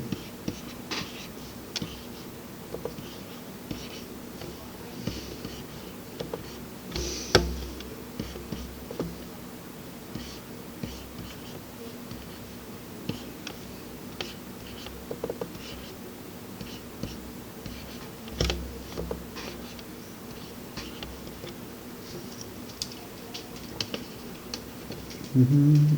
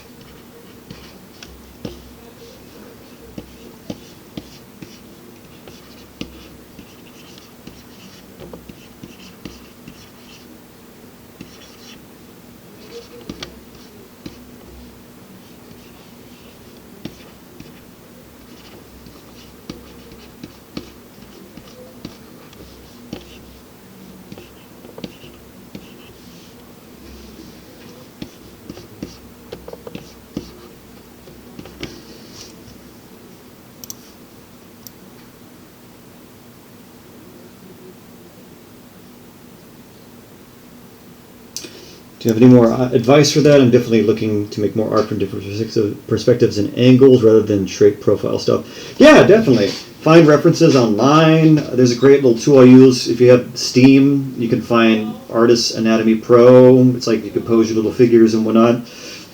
But really, there's a lot of great art tutorials that you can find online about breaking the body into basic shapes. You know, there's also a good website called Line of Action, which you can use. Like, you know, let me see if I can find that. You know, get you to really understand, you know, in the practice. If you already know what that is, and cool, I highly suggest using it. It's just really good for getting anatomy references. Not that, but like practicing anatomy. It just really helps you get in the habit of looking at the body, like just specifically from human bodies, but the idea that looking at the bodies in different positions of anatomy. And they even have one for animals too, which is really helpful. But it's ultimately just getting yourself familiar with things, and you know, it's also just giving it a try. Like, you know, draw from life. You know, look at, again, your poses, but then another good thing is like to trace over them and break them down to blocks. So like draw the shapes you think there are. For like the head, it'd be like a circle, or you know, like if you're drawing a body, you can break it up into things like this, and you could start breaking up into different shapes. But like it starts with like the circle itself, you know, and then drawing different types of different body shapes, different facial features. Just really get a diverse sense of it. Like, we all kind of, you know, lean into like same face syndrome, you know, because we're just so used to drawing faces a certain way. But be always aware of that and try to always tackle that. Whenever you're drawing something, draw different body shapes, different heights, different facial features. You know, really train, you know, from all the diversity, you know, that you can find. And it goes in for your creatures, you know, like do something that you would not expect to do. And challenge yourself that way. Again, it's all about finding, what was I going to say? But like, that comes, you know, after you get a good fundamentals. Start with the fundamentals, I would say. Find videos that would help you understand basic foundational drawing of like breaking down the body into shapes and looking at that in perspective. Like the hand, you know, and the head is like a box. You can look at like this from dead on, and it's like the wrist right here, and then here's a little triangle where the thumb would go, and then fingers come out here.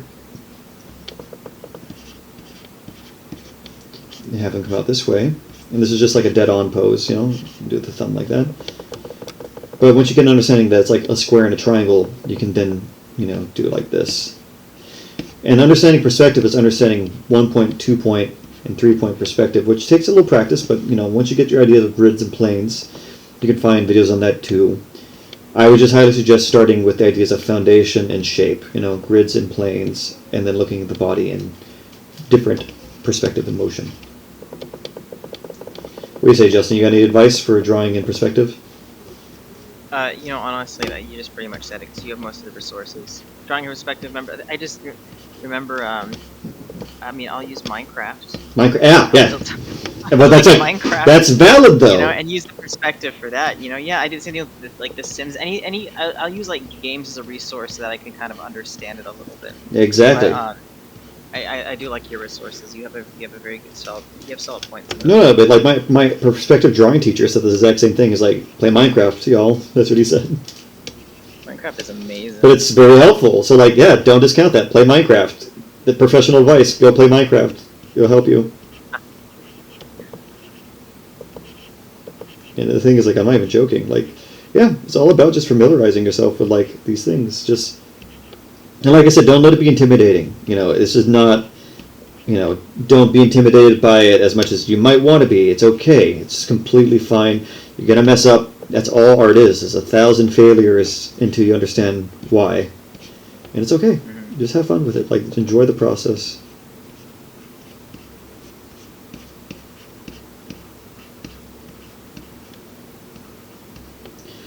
It'll take a minute, but you know, things will be easier with more like I said, more perfect practice. Have practice with intention. It's like, you know what? My hands aren't looking as good as they could be. Now, time to kind of go to the hands gym, you know? Yes. That's actually pretty good.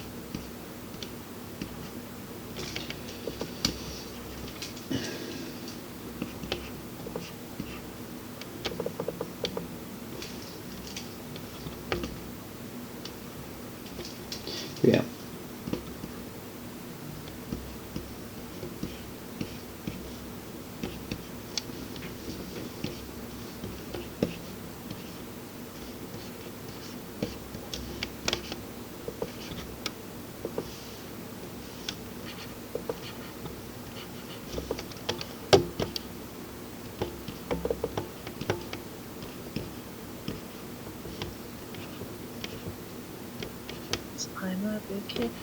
Just randomly said that.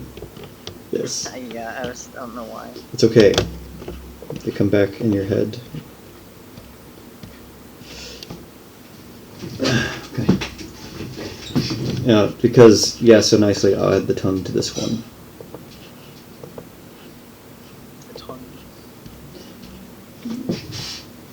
Again, like a curvy, barbed bird tongue kind of deal. Like a swan. A death swan.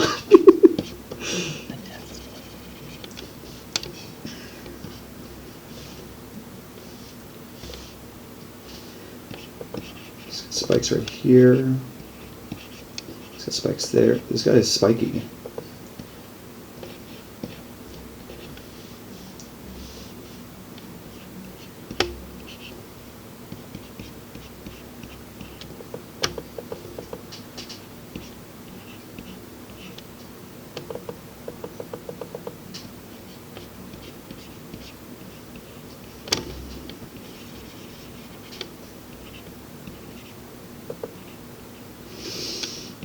And you know what? Not everything, I'm going to say this, not everything needs to be rendered.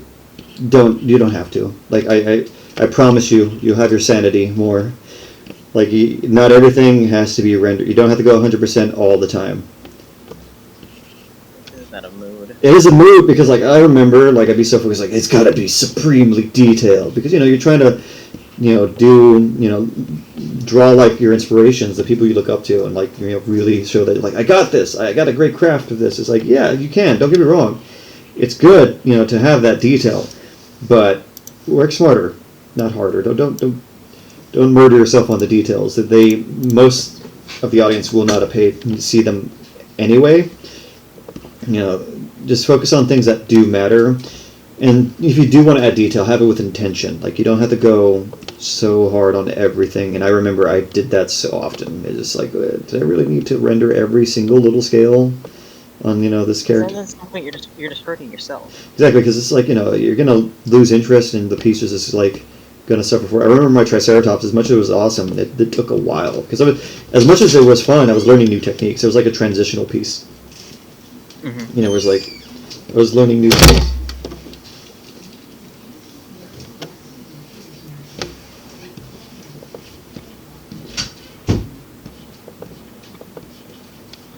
But, I just wanted to get that thing done. Eventually it did, but, like, I did come up with better skills after, but, like, I was just like, ugh. There's a lot of things that, again, where I'm here now is like, I don't have to do that, and the piece will not suffer for it. Yeah, that's a lot. That has to do with a lot of, like, self acceptance of you don't need to overwork yourself. Exactly, and I would do that. You're not worth more. Your art isn't worth more than you. Exactly.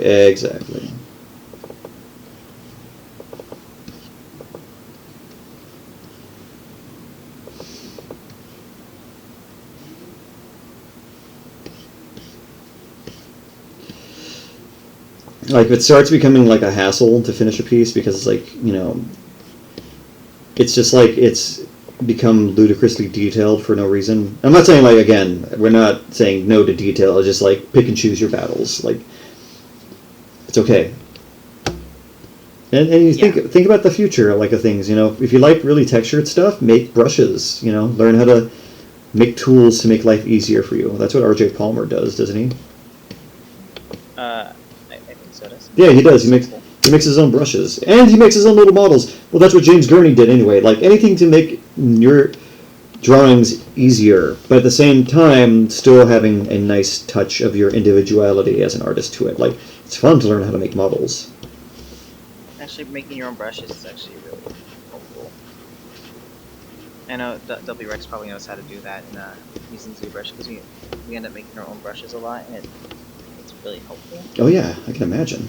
Especially if you're trying to achieve a look. So yeah, if you're definitely spend time in figuring out not just the art, but the tools to make your art easier. Exactly. It's a huge thing. Normalize, learning all aspects of your art. Yes. Normalize. Normalization. Okay, I think I got all the poses down. Okay, cool. I'm just putting a little like spots on this guy. There you go. Now it's more.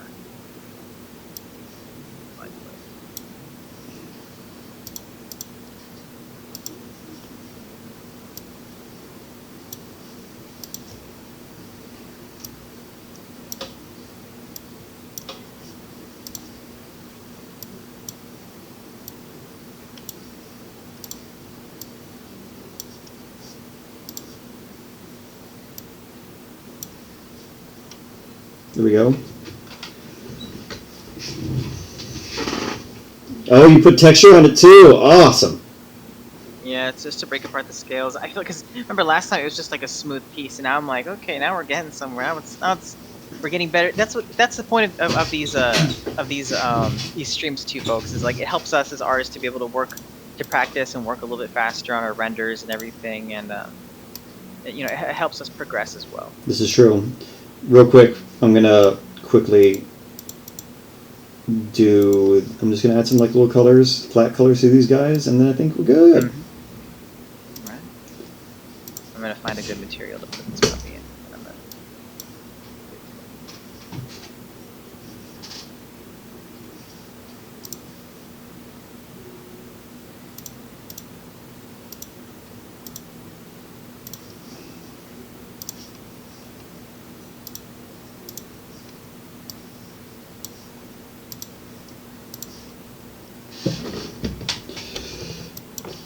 And these are going to be like general kind of lazy speed paints on these guys. These little poses.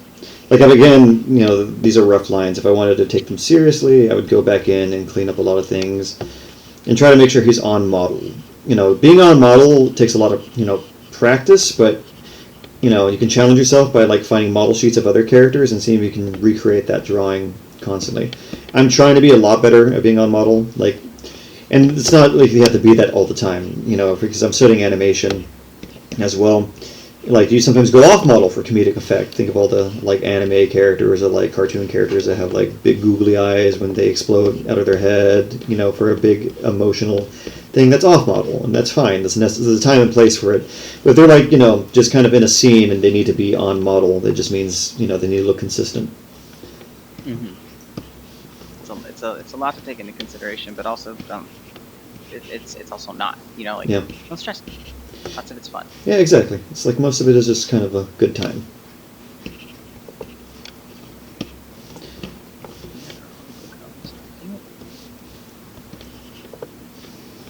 Materials.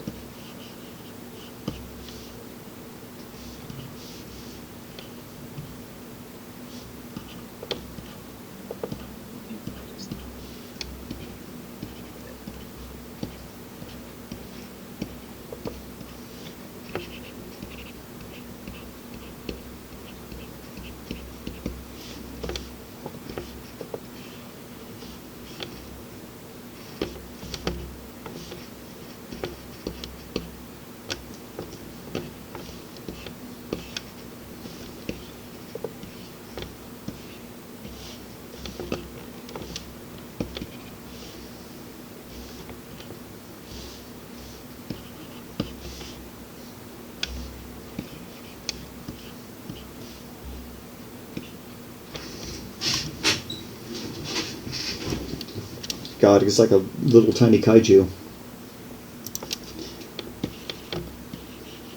Wait, what is? Like just the Amargospinus, like the one I did. It just kind of see it was like this like. It's like a little tiny kaiju. Yeah.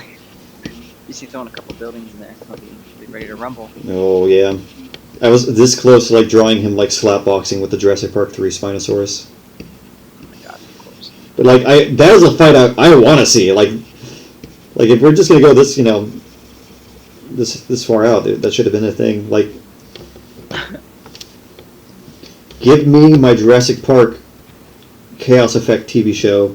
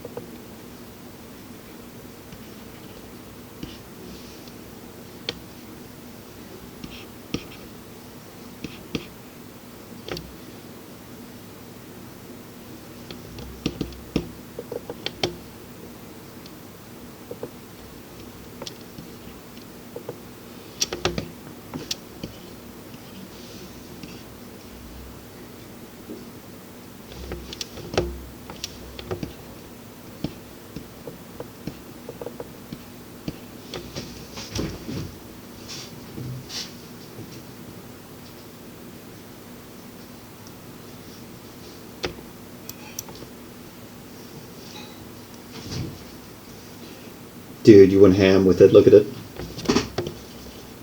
What happened? I was appreciating all the detail you put in yours. Oh my god. I'm almost done. This is fun, man. This was a really fun character. This is good. This is some exciting stuff. Yes. We could do like a cool, like unmade one next week. It's exciting.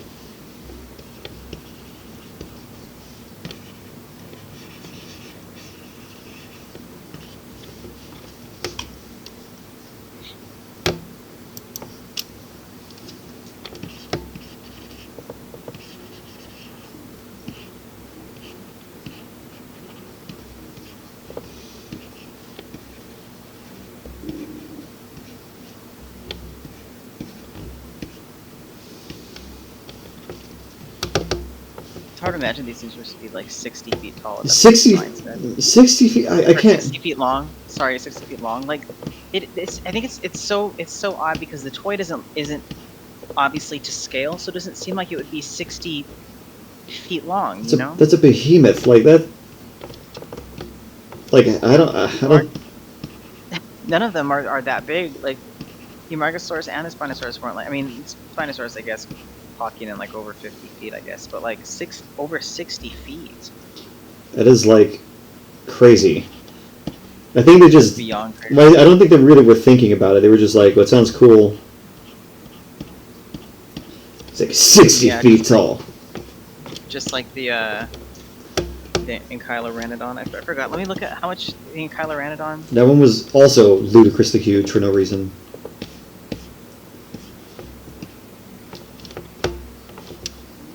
25-foot wingspan, but its weight was 9 tons. What? Yeah, you're right. They weren't thinking. No, the thing wouldn't fly. It's just like.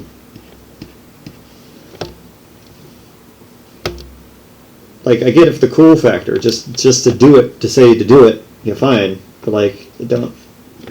Be practical. Yes, that's also a really good piece of advice. You don't have to be practical, but like, if you're gonna do something cool, you know, at least understand your reasonings why, you know? Yeah. Like, interrogate your. Understand that there are some things that are even your drawing could look really cool, but there's some discrepancies in it. Just be mindful. Yeah. That it can sometimes break it, you know. Exactly. Like Lord of the Rings physics. Yes. It's not really realistic, but Okay. that's all we ask. Just be mindful. There we go. I did the I got the little poses. Go a little right in the eye here. Check it out. So, let's do that. Okay. Let's see. Yes. I am absolutely here for it. Dang, this is such a cool project. This We're is having a real fun. time, aren't we? It is, and I think we can call it, you know, draw to a close. I think you did an amazing job, sir. Let's take a final look at like our I little. did an amazing job too. Look at that beauty. Love it. Yeah. Let me get them all together. Hold on, give me 1 second.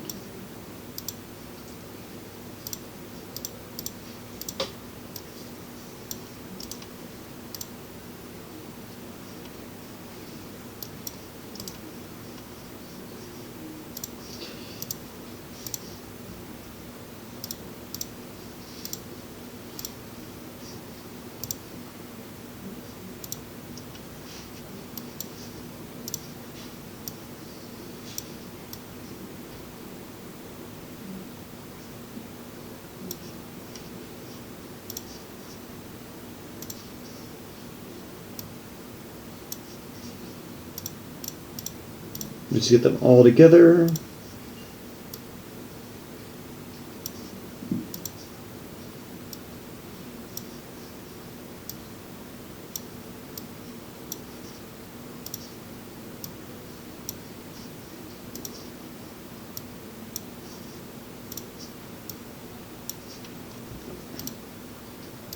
And there we go.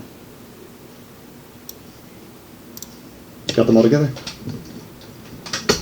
Lit. Nice. Yeah. All right. Great job. Well, thank you everyone who sat in. Like, I know this is, we're still getting new to this, but we're really thankful for everyone who came. And we look forward to seeing what you guys did. You know, feel free to tag us and, you know, send us what you did on Insta. You can find us at RJ Nieto Illustrated on Instagram and Jurassic Justin if you don't know. But yeah, we're definitely super excited. We want to repost it. We want to show what all of you are doing. You're doing amazing things. I know. You're going for it. This is so We cool. love it. This is so cool. But no, all right, folks. That's all, folks. That's all? And we will be seeing you next week at same time, Tuesday at 5 o'clock Pacific Standard Time, where we will be tackling the Dinocanis, I think. Deinonychus. Yeah, Deinonychus. Dog Raptor.